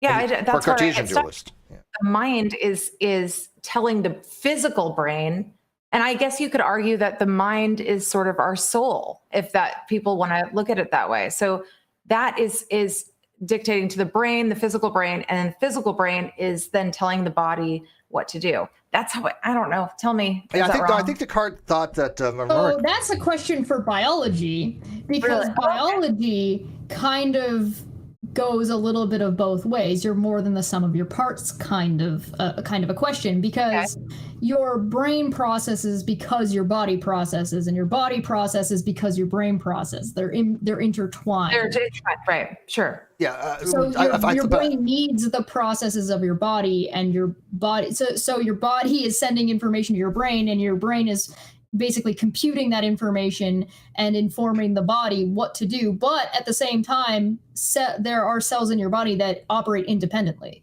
Yeah. But if I remember correctly, I don't. Cells multiply without your brain needing to tell them to do so. I think Descartes thought the soul and the consciousness were the same thing. Okay, but he did have a third he got God. It's so cool. But yes, by the way, a declarative statement in speech act theory, Heather, when I make a declarative, that means I have changed something about reality. Okay, so words can have an effect on reality. But in your own mind, you can't change reality. So you're talking about. Well, no. I mean, reality has been fundamentally changed. If you're a priest and you marry two people, the proposition is: are this couple married? That is now true.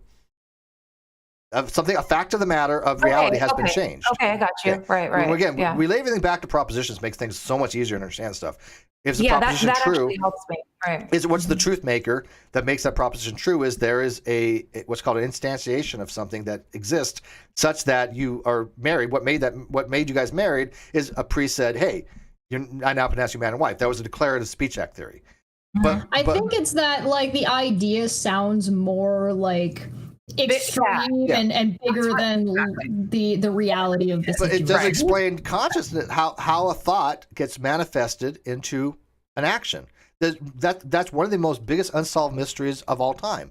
Right. Nobody has explained the mind body. It's fascinating, but I want to compartmentalize those things. I want to put them in a subject. It's like, here's the mind, here's the body. I'm trying to just thinking out loud.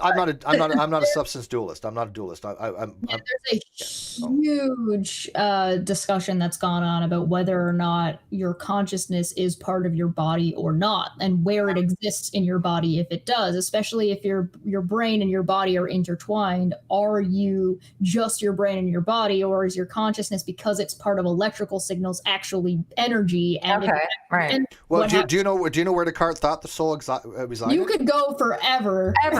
Right. That's what I say. And where do you guys? Yeah, go ahead. Do you know where Descartes thought the soul resided? In the ass. I don't know. No, I don't. In the pineal gland. I'd like to.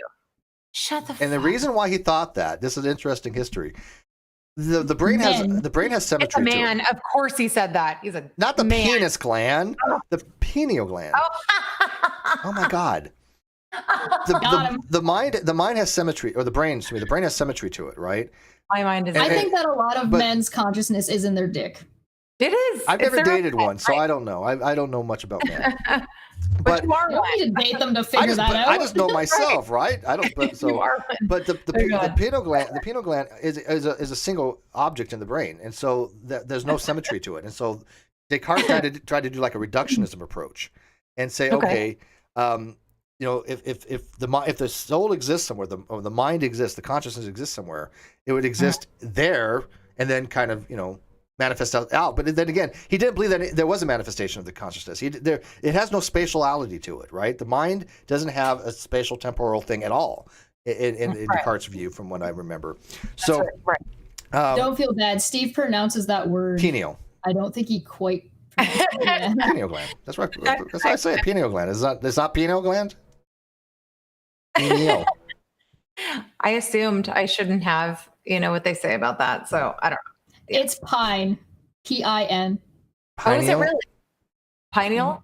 So you would say Yeah. it like that. Okay. Hey, it's one of those things like cogito, Steve is pronouncing cogito. it Who with the an hell E. cares? I don't know. I've heard people say like cogito ergo sum, or they say cogito. Vaginas? No, there's different ways of saying it. Cogito, cogito, cogigo. There's, I mean, Jalapeno? I don't even care how people pronounce things any longer, as long as You the guys people. gotta look at the chat. Like just Oh, I am. hilarious.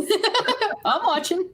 Hey, look, I'm feeling sexually harassed right now because people are saying penis in the chat. Okay, Katie. Penis. Cheshire loves that word. That's one of her favorite words. Balls. But that's where he thought the soul it resided. I'm so. 12. Well, that's really I've learned a lot of We don't think that's the case, probably. and Well, also, you want to run into this whole problem if you're talking about mind, body, and consciousness. What happens to somebody who's in a coma, or somebody who's brain dead, or somebody who... well, that's another problem with philosophy of mind. question. Is You mean when you philosophy sleep, where it exists in the medical field? when you sleep Yeah. or when you're unconscious, right? Descartes believed that the mind was immutable, indestructible. That the soul continues on, the mind continues on. And so when you sleep or when you're unconscious, there's always at least a level of background that we know now of some kind of electrical activity, right? You're never brain dead when you sleep. You're never But where does the mind go? Where does it reside? I mean, even though I don't mean that as like where it physically exists, but I mean, Are you the same cease to be. person you were yesterday when you woke up the next day? Yeah, you're not. Are you? You change Oh you change my all the God, time. Every Karma, belief, you I like think to you change. You like to play video games? Yeah, I do. Have you ever heard of a game called Soma? No, I know of something else called Soma. Just kidding. Yeah. Good. Yeah. So there's a game called Soma, and you essentially play through the game where they do, at the very beginning of the game, they do a deep scan of your character's brain, and then you wake up somewhere completely different in the future. And you have to get through to the end of the game, and the whole game is essentially about the philosophy of, are you the same person you were when you were asleep, and the duality of making a clone of yourself, and like, so now you exist in 2 different places, or do you exist in 3 different places? Are you even really the same you? And Yeah, like, see, that's why I'm not a substance such a good dualist. Like game. I don't think you could take Cheshire's mind and put it into somebody else's body. Well, would you have the same like beliefs and the same feelings? I mean, I guess that's one of the questions, right? Assuming, okay, so it kind of depends on the body, right? So if you were to take my mind out and put my brain into a copy of my body, so it has all the same functionalities, Sure. you would probably end up with something pretty goddamn close to the exact same thing. However, if you were to take my brain and put it in Steve's body, assuming that my brain just doesn't explode or just get destroyed immediately, because of, getting rejected by the body and antibodies and all that fun stuff. Assuming that was possible, you would run into this problem where I am now dealing with completely different hormones. Right. And a completely different perspective, even just a physical perspective, because I'm short as hell. So everything is suddenly like The reality has changed for her fundamentally. Physics, everything is ruined for me. So it Now I'm completely wondering what the hell changes Chess would do with everything. my body if she had it for a day. Not necessarily a bad thing, but just think, okay. I'd probably just try and sleep it off. That's what I do anyways. That's what I do. Sleep it off. Fair enough. But you've also, there's actually an anime that started talking about this. Unfortunately, My kids are obsessed with anime, by the way. I know all of that. Is this a Ghost stuff. in the Machine type thing? Are you familiar with Log Horizon? No, it's Danganronpa and Nagito something or other. I don't know. My kids both of them are obsessed with. So in Log Horizon, people go into a video game and they wake up in the video game not really having any memories except for that they're not really from there. They knew they're from another world, but they're some of their memories are or they have their memories and they start losing them. But there were people, they're now in these bodies. That's how they are now. This is your body now. So there are people who are having trouble walking because suddenly they're a foot taller or a foot shorter than they were. And they're like, oh God. Now it gets even more complicated because there are people who are females playing male characters and males playing female characters. And their mentality starts to change because now they're dealing with an entirely different gendered body.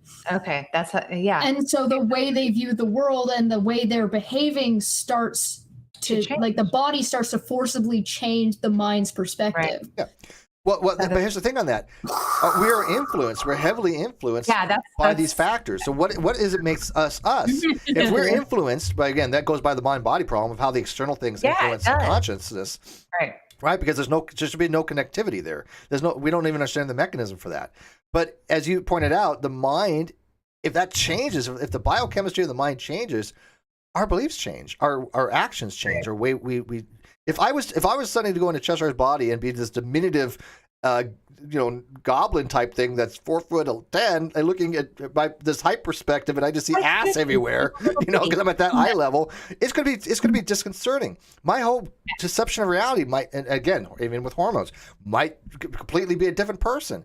We know that we know that physical changes of the brain and chemical changes of the brain result in different ways of looking at things and perceptively. Right. This is why a lot of people would believe in philosophy, like the reality we create for ourselves is mind dependent to such a degree that it's the only thing we can actually be sure of is what we are experiencing is what we're experiencing something. But the external world, who the hell knows? We don't. Mr. Sirius said if I was in Cheshire's body, I'd buy stilts. If he was in Chess's body, he wouldn't leave her room for days. Yeah, I was gonna say you'd be. I don't leave my room for days. Well, because do you blame her? We had a super chat real quick. Go ahead. Oh, sorry, that'll be me. Golden Unicorn for 2. Are we talking about the holographic universe? Not quite, but I'll get back to you, Amani, on that. Yeah, I just and this is sort of random, but what it makes me think of is the whole CTE thing, the impact of having concussion after concussion after concussion with these football players and how they change. I mean, if you haven't seen that movie, I don't know what it's called, watch it because what is it called? It's the documentary you're talking about. Well, the problem with CTE is it can't be, if I remember correctly, CTE cannot be determined till after they die, which sucks. Physically, right. So physically, they take the brain, and a lot of these people have donated, or their families have donated the brains, and you can see physically where these. And the same is with PTSD and different things. So physically, it shows up, but emotionally, and in your mind, I guess we would say. Inside. But again, it cannot be diagnosed until after death, which is disconcerting. I know. So far, confirmed diagnosis. Yeah. Oh, so it could either be. There was one in 2015 called concussion. There was one called denial. Okay, concussion. Yeah, I'm familiar with it. Yeah, you guys got to watch it because it has to do with, I've had concussions. I had a really bad accident. I've metal through my entire body. They put me back together basically, and I'm lucky to even be able to walk. You guys remember the Star Trek thing, the first one, the Menagerie, with the woman, she goes in she gets in an accident and then they mentally project that she's beautiful again. Heather is that was based on her. If you tell me about it. I don't know. You never saw the Menagerie? No, I don't think so. We can't be friends. They crash. I don't know you.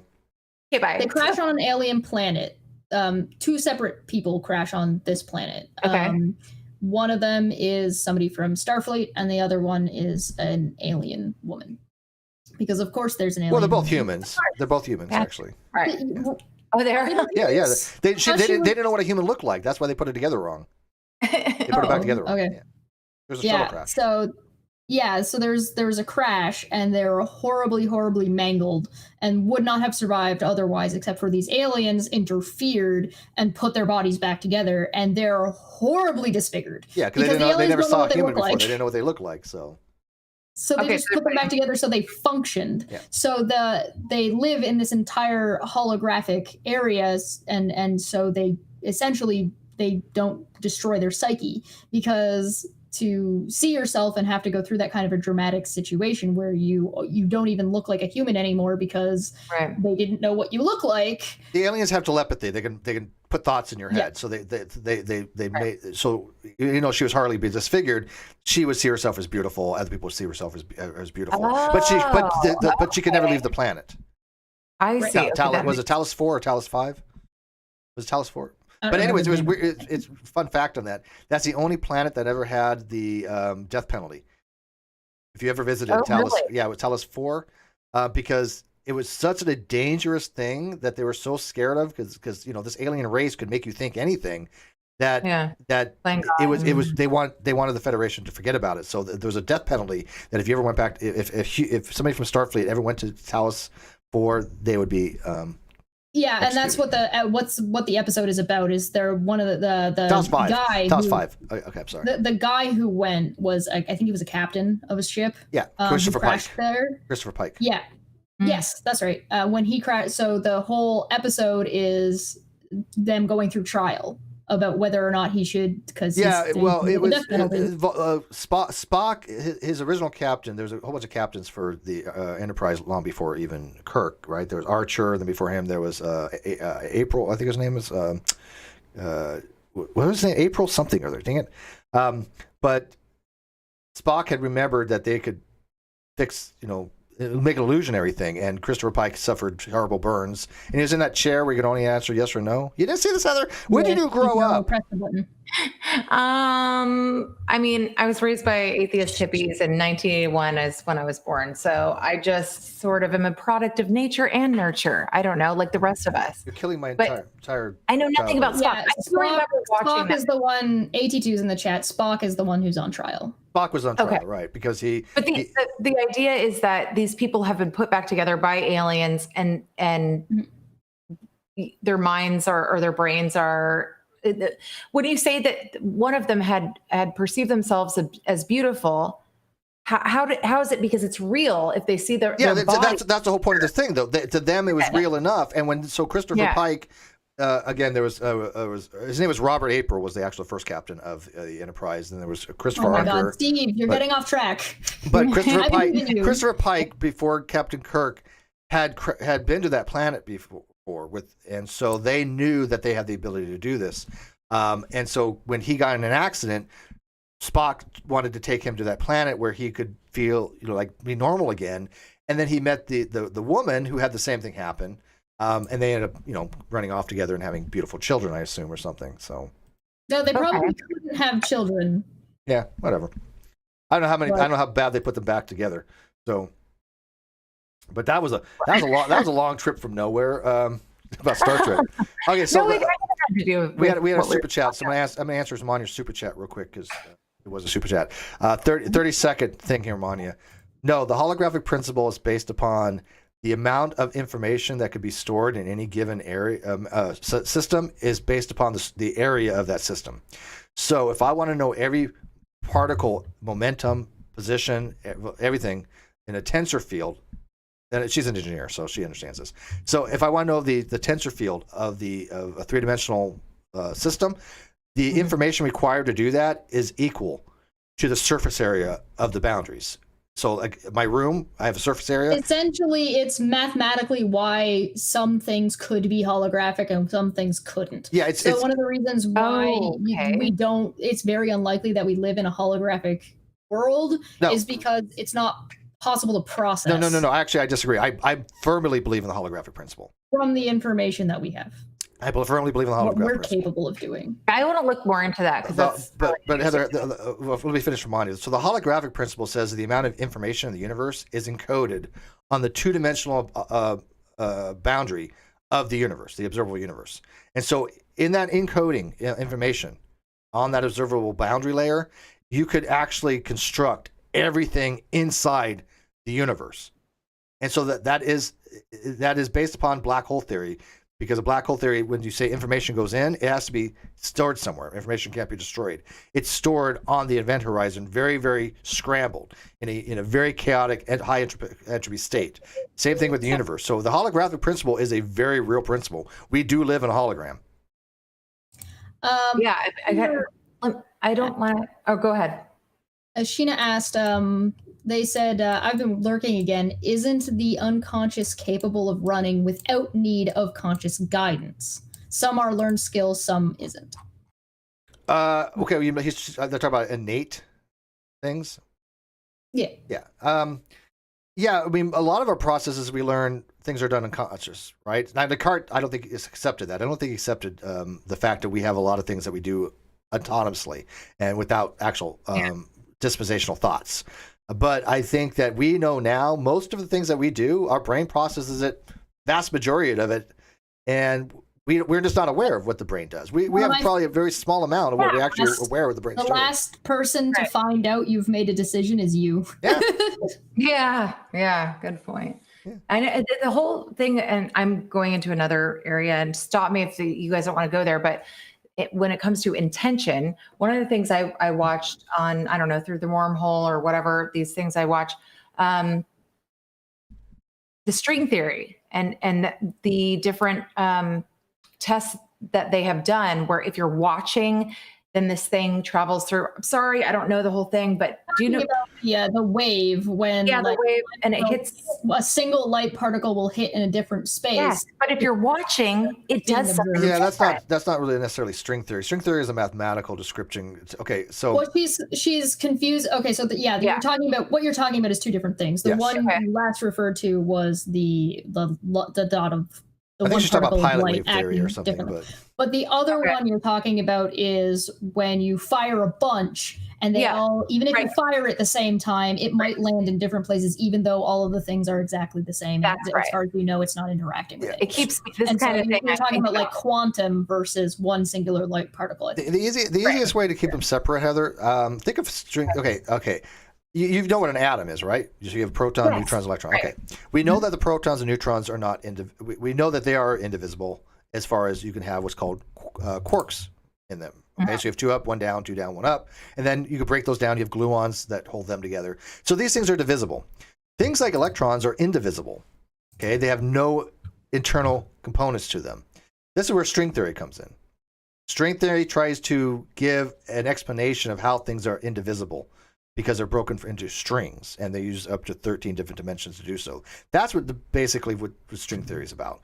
But what you're talking about is for observational, what Cheshire is exactly what she explained. If I have a continual light beam going toward a source, going to a target, and I split it and I put it through slits, it'll produce what's called constructive and destructive interference, and you'll see these light and dark bands.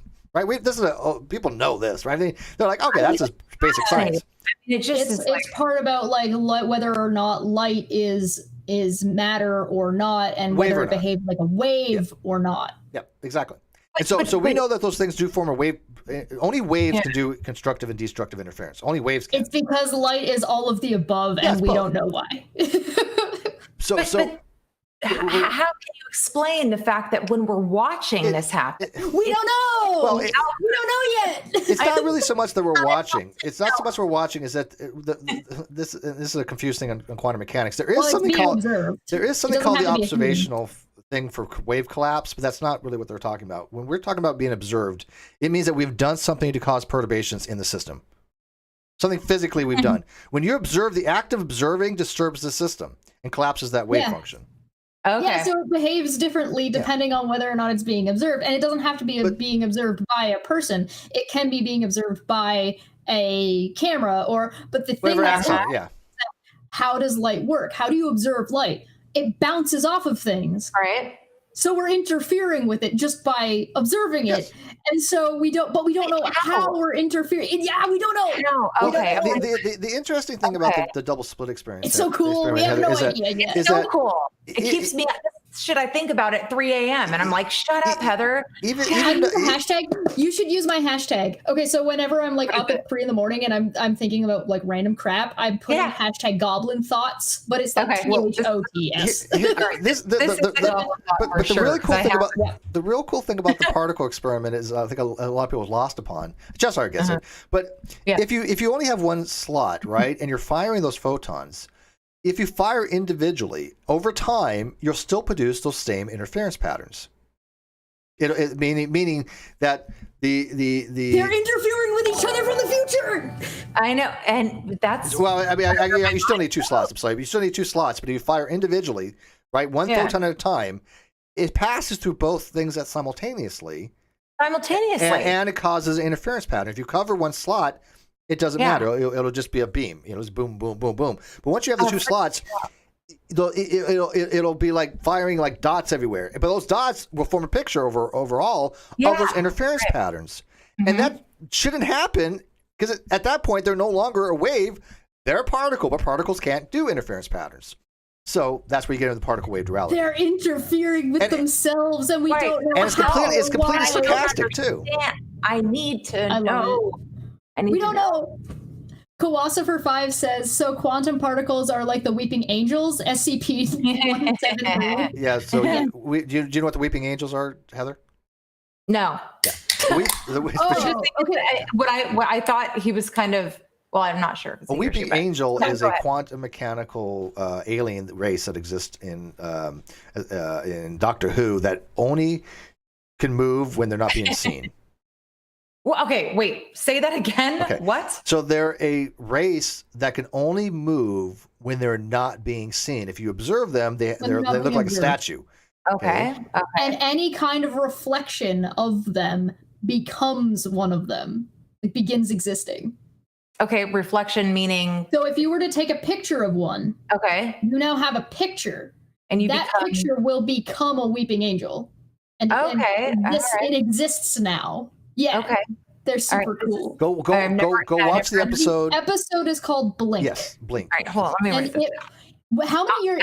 For 4 or 5 something years in a row in the UK, it had like a standing the scariest episode it's scary. on TV. Oh, yes, it is the scariest Doctor Who of all time. Stuff like that. Watch it in the dark. It's amazing. I love it. It won numerous awards. Stephen Moffat. It's Doctor Who. I believe it's the 4th Doctor.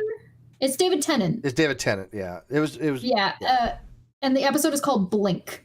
Great. Okay, I'm gonna watch that. If you never watch any, and one thing I like about that particular episode is that if you don't know anything about Doctor Who, you never watched it before, you don't even have to know the backstory. It stands alone as just one of the best thing. It's an amazing episode. Oh, cool. Yeah, I'm into it. I mean, I love stuff like that. I'm incredibly morbid and I love watching stuff. I love the murder stuff and all that kind of watch stuff. Blink. You'll like it. We super duper run into problems when you start talking about things like particles interfering with themselves from the future or from the past. Yeah. Because we're not very good at understanding even the 4th dimension. Mm-hmm. Right. We think in 3D. And the same way somebody in 2D would struggle to understand a 3D Our brains object. are limited biologically. We struggle to understand and wrap around our heads around on the 4th dimension, let alone the 5th, 6th, 7th, up to 13. Well, so it's just like. Well, this is why I keep saying that we're limited by our biology. What the universe may actually be completely different from what we're experiencing. We only may be experiencing a fraction of reality of what actually it is, and our brain is people start questioning that when it comes to things like schizophrenia and things like there people that are observing something that does exist that the rest of us are not able to observe. Unfortunately, it's very very difficult to. There's not nearly enough research done to demonstrate something like that. It's an interesting hypothesis. DMT. Because you're also talking about if you're going to take a psychedelic. You are changing your brain chemistry, and sometimes that's permanent, right? So there is talk about using psychedelics to assist people who struggle with some kind of mental issues. Now, just the idea that changing your brain chemistry before and after taking this drug, are you the same person or not before and after? Yeah, good question. Are you the same person you were after a nap? Yeah. You can't prove you are. We change every day. We change. Yeah, that's cool. I love this stuff. Again, thesis, right? Same thing. One of the things my grandmother, and I remember being very small, like 5 or 6 years old, she's very religious. My parents were not. But I asked her, I said, well, where did God come from? And I remember doing this with my finger. Did he just pop up?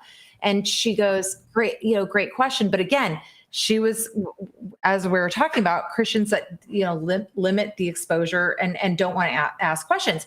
And when I posed this question to her, she said, oh, great question. It's not something our brains can handle or wrap our minds around. And I went, to this day, I think that's true. Even though, her with the religion stuff, I do think that's true. We just don't. Well, of course it is. If God existed, I can tell you right now, if God existed, you would have to be extremely egocentric and narcissistic to think that you can apprehend that. I mean, it'd just be beyond our ability to really understand. It's exactly egocentric. Yes. About an interdimensional being. So this is one of the reasons why I'm an atheist, but also one of the reasons why I specifically reject the Christian God in particular. If the Christian God exists in the way he's described, he has to exist in all realities. Yes. He has to. Yeah, metaphysical necessity. And because we do not observe he's everything. reality where that seems to be the case, therefore he does not. Yeah, that's what theists would posit nowadays. They would say that that's Plantinga's, especially his ontological argument, that if God exists, then he has to exist in all possible worlds. And that argument is a lot more nuanced than people give it credit for. But however, this only applies to a God that holds the omnis. Yeah. This wouldn't necessarily apply to Thor or to Zeus. Those are not metaphysical necessities. Yes, so it wouldn't apply to them. But if your God has the omni caveat, he's all-knowing, he's all-powerful, he's all-existent, he has to exist in every possible reality. There is not a reality where he does not exist. Yes. Yeah. So because of that, as soon as you throw an omni on your God, I no longer believe your God because it doesn't comport with what we observe. Now, on the other hand, I also find that as soon as you start throwing omnis onto a God, it becomes self-contradictory. Right? You run into, well, can God know of something that he can't lift if he's all powerful and all knowing? Right. So you run into these like the immovable object and the unstoppable force sort of. Steve, why are you kind of going maybe not? I think that was resolved with the principle of eternal verities. I don't think the can God create an object so heavy you can't lift it is a good atheist argument, because you're asking God is positive somebody as a being that cannot fail, right? That literally, I mean, atheists will tell you God cannot fail to accomplish something, right? But you're asking him to do something. You're asking him to fail. And so that is you're asking him that he is impossible. So the easiest way to get the principle of eternal verity is to say that God can only do something that's logically possible, that is in his own accordance, right? So if you're asking God to make a rock so heavy he can't lift it, that's not in his own accordance, because you're asking God to do something that is to fail. And so that is not a good argument, because the theists will say, well, God can't fail. You're asking him to do something he cannot do, which is fine. I am going to now push back on that, because you've also got people who are making this claim that this God can do anything and everything. Yeah, those guys, those are kind of right. So you're right. If you have a God that can do anything that's logically impossible, I got some issues with that. Yeah, exactly. So you run into this problem of now you're putting limiters on God, because God is now limited to the box that God fits into, because he is God. He can't fail, which means that he has this caveat. Right. I don't think there's a problem personally. Yeah. Sure, that makes sense. That should be what you would say, but that is not what people are positing a lot of the time. Yeah, I agree with you. There are some theists out there that go so overboard when they say God can create a square circle. So I'm saying, so you believe that God can create illogical contradictions. That in itself is irrational. That God, that type of God, it would be an irrational concept to me. And then you make the jump into whether or not the whatever box you're allowing God to exist in flies into whether or not that comports with what is being written and how he's being described.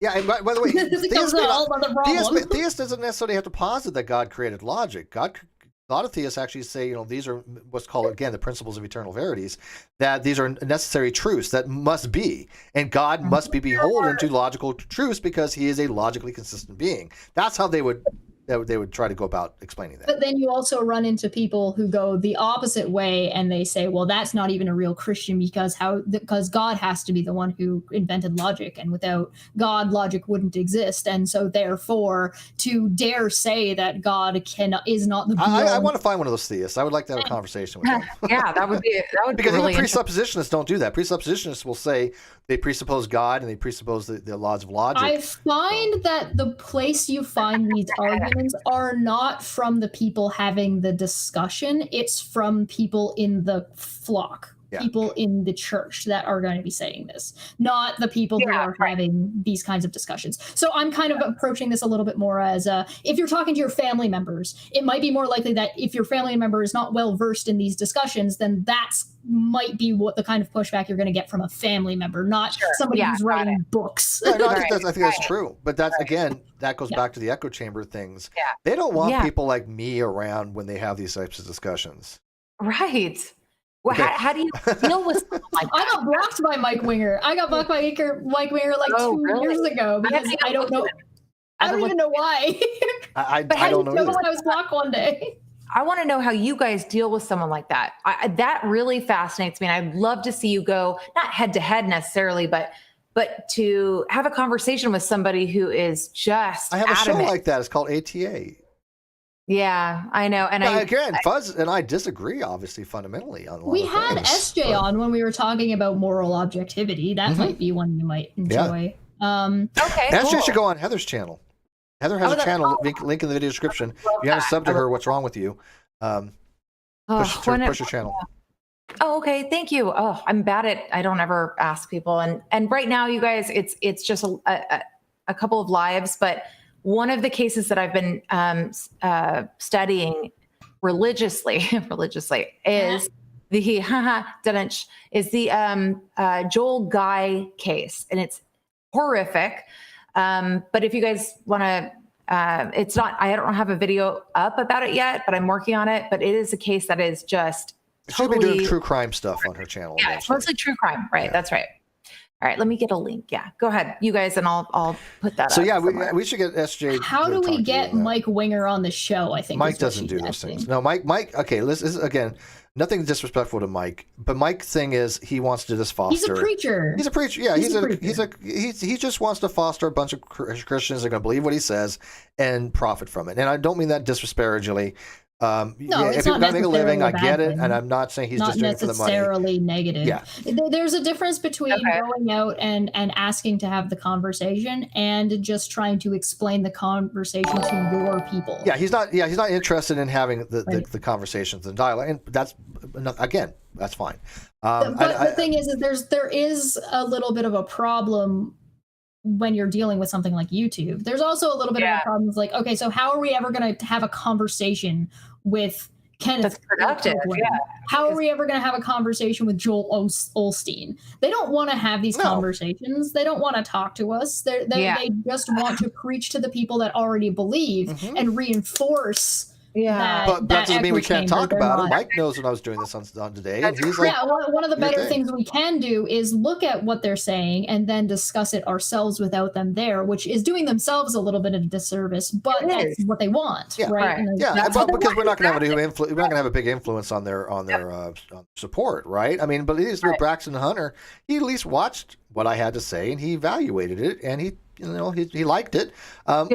Okay, isn't that a productive conversation? Viewed as doubt is viewed as a bad thing. Questioning is viewed as a bad thing, and so having the conversation is viewed as a bad thing because now you're entertaining the devil. Lucifer, Kawasifer 5. Ooh, El Diablo, no. He really was not evil at all, but that's in my opinion. It was more of a great Satan. He was an advocate. Actually, he was a prosecutor.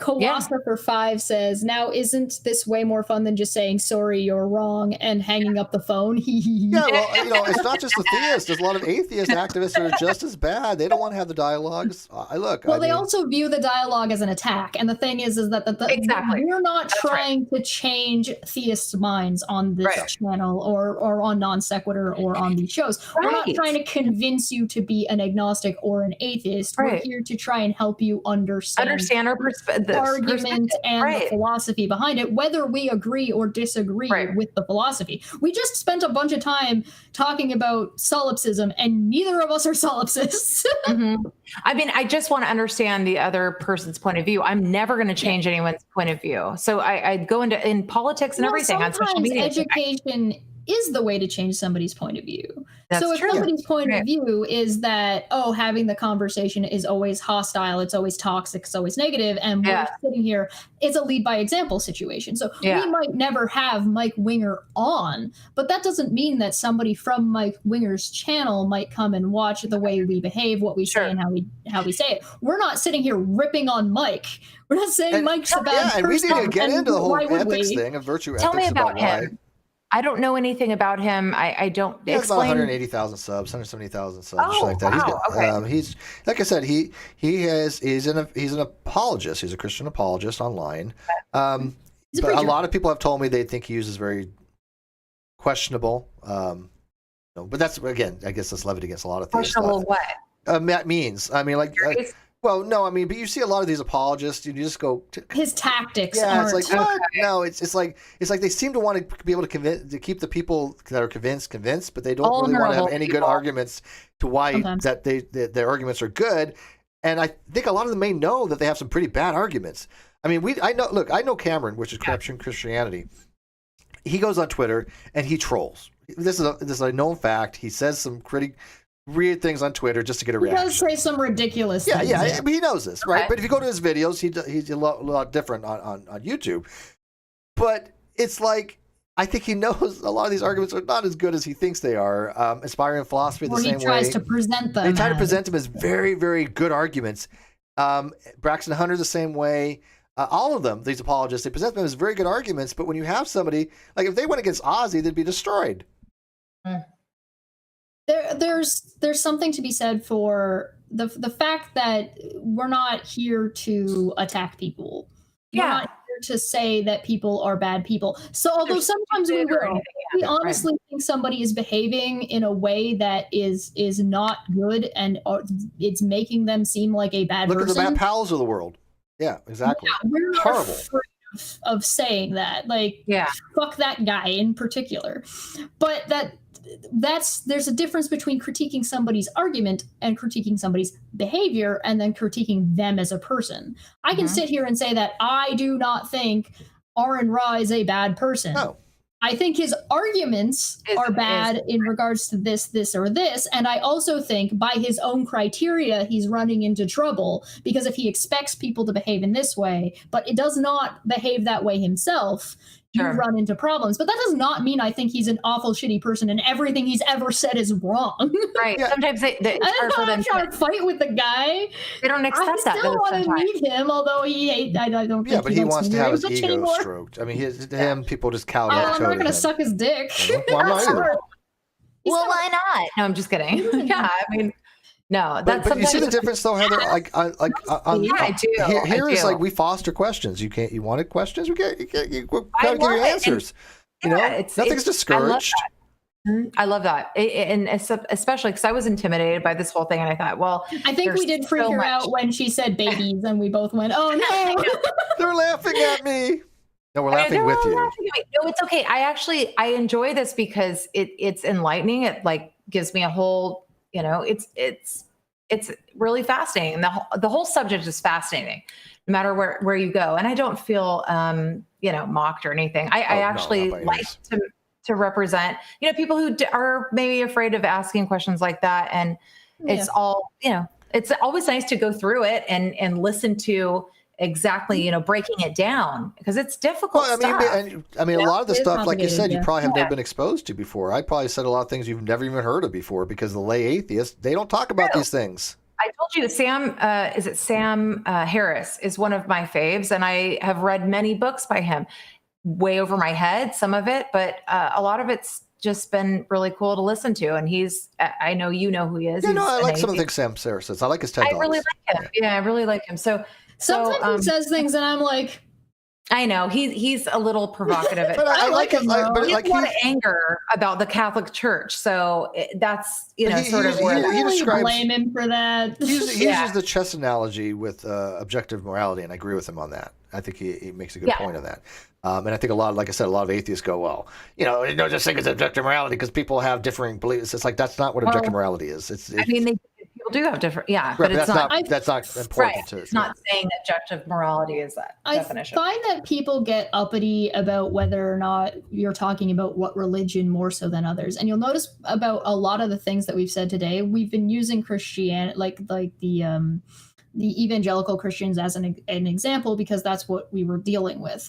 Right. However, everything that we've said applies to an evangelical type of pretty well every religion. Yeah, and also to the atheist communities that use the same tactics. Don't believe like them, you're ostracized. Right. It applies to the concept. It's not. It doesn't even necessarily only apply to anything like religious based. This can apply to pyramid schemes or to MLMs, and it can apply to business. Good point. Yeah. So if you're in a situation where you're looking at whether or not you should join a business, if everybody in the business is like being kind of creepy and wifey, you might want to reconsider. Oh yeah, the MLM thing is it's a whole nother subject. Oh, MLMs are the worst. Yeah. Oh my god, I watch the channels that talk about that. Yep, my sister's into that stuff, and I just go, oh no. Yeah, that's some great stuff. You guys, really quickly, I just want to say I am so thankful that you had me on. I have to go out to dinner, and so I'm gonna. Yeah, we're at the 2 hour mark, so we're exactly at 2 hours. So we're gonna wrap it up. I love both of you, and I'm really, really glad that you even thought to have me on. And Chesh, thank you for coming. I'm like, I need her with me, please. So I really appreciate you guys, and this stuff is fascinating. I'm going to actually text you guys. All the girls leave. They all leave me for each other. It's just I'm used to it. It's okay. I know. Can you blame us? No. Do your thing. Kind of pretty, so I'm all But you guys are awesome, and I a lot of this stuff is stuff I'm probably going to bombard you with questions about because I need someone to answer this stuff for me, or at least help me understand it. All right. So the live chat loves you, Karma. Like I said, we're trying to promote your channel. So the link, and it's a situation of we want to help you understand the concepts and not tell you what to believe. Yes. We're not going to sit here and reinforce whatever belief you already have. Right. Yeah, just give me the. We want people to come to their own determinations. Again, I hate when somebody says gods are bullshit, but I'm agnostic. Right. No, you're not. Stop it. And that's not how it works. I do with my kids. I do the same thing. I'm like, here's a children's Bible, here's this, that, and I'll expose them to everything, but I'm not going to lie to them. I just never have. I go, here's the information, make your own decision, Communication is always the best way to go. Education is the best way to go. And the only way you ever are going to be able to help anybody is not usually, you can make fun of stupid. That's fine. But the only way you're really going to change anybody's mind is education. Yeah, agreed. God, and so many aspects. Perfect way to end that then. Thank you guys for watching this. Tomorrow, I'm gonna before you leave, Heather, don't leave right away. Give us 2 more minutes. So I'm going to take it off air. But Cheshire, says, love you all. Love you, Moon. Bye, you Cheshire, do you want to do the honors of putting a shout out for what we're doing for tomorrow for Caffeine Corner? Do I get to? Yeah, do your thing. Do I know? Do I know for sure? Is that confirmed? I'm going to reaffirm tomorrow morning, but it should be. I'm assuming he puts things on schedules. He said, he did confirm. Are we getting both people, or are we only getting the one? I just have him for right now, from what I understand. Okay, so on Caffeine Corner tomorrow, I hope you guys all come. We're going to be talking a little bit more about the Guardian Project, a little bit more about cyberbullying stuff, the usual kind of crap we deal with. But we have a special guest, and that special guest is Mark Pellegrino. Lucifer from Supernatural. I'm so excited. This is fantastic, and I'm looking forward to it. Yeah, that's going to be a really healthy discussion because he's really knowledgeable of stuff. He's so articulate, and so that'd be pretty cool. He's actually got his own views on some of this, because I've been following him on Twitter. He's got a lot to say about philosophy and religion also, so we might and capitalism, laissez-faire. I'm so excited. All right, guys. Tomorrow, 11 o'clock. You guys, okay, cool. I'll be there for sure. Awesome. That's awesome. 11 your guys' time to my time. Okay, you're on that side of Canada.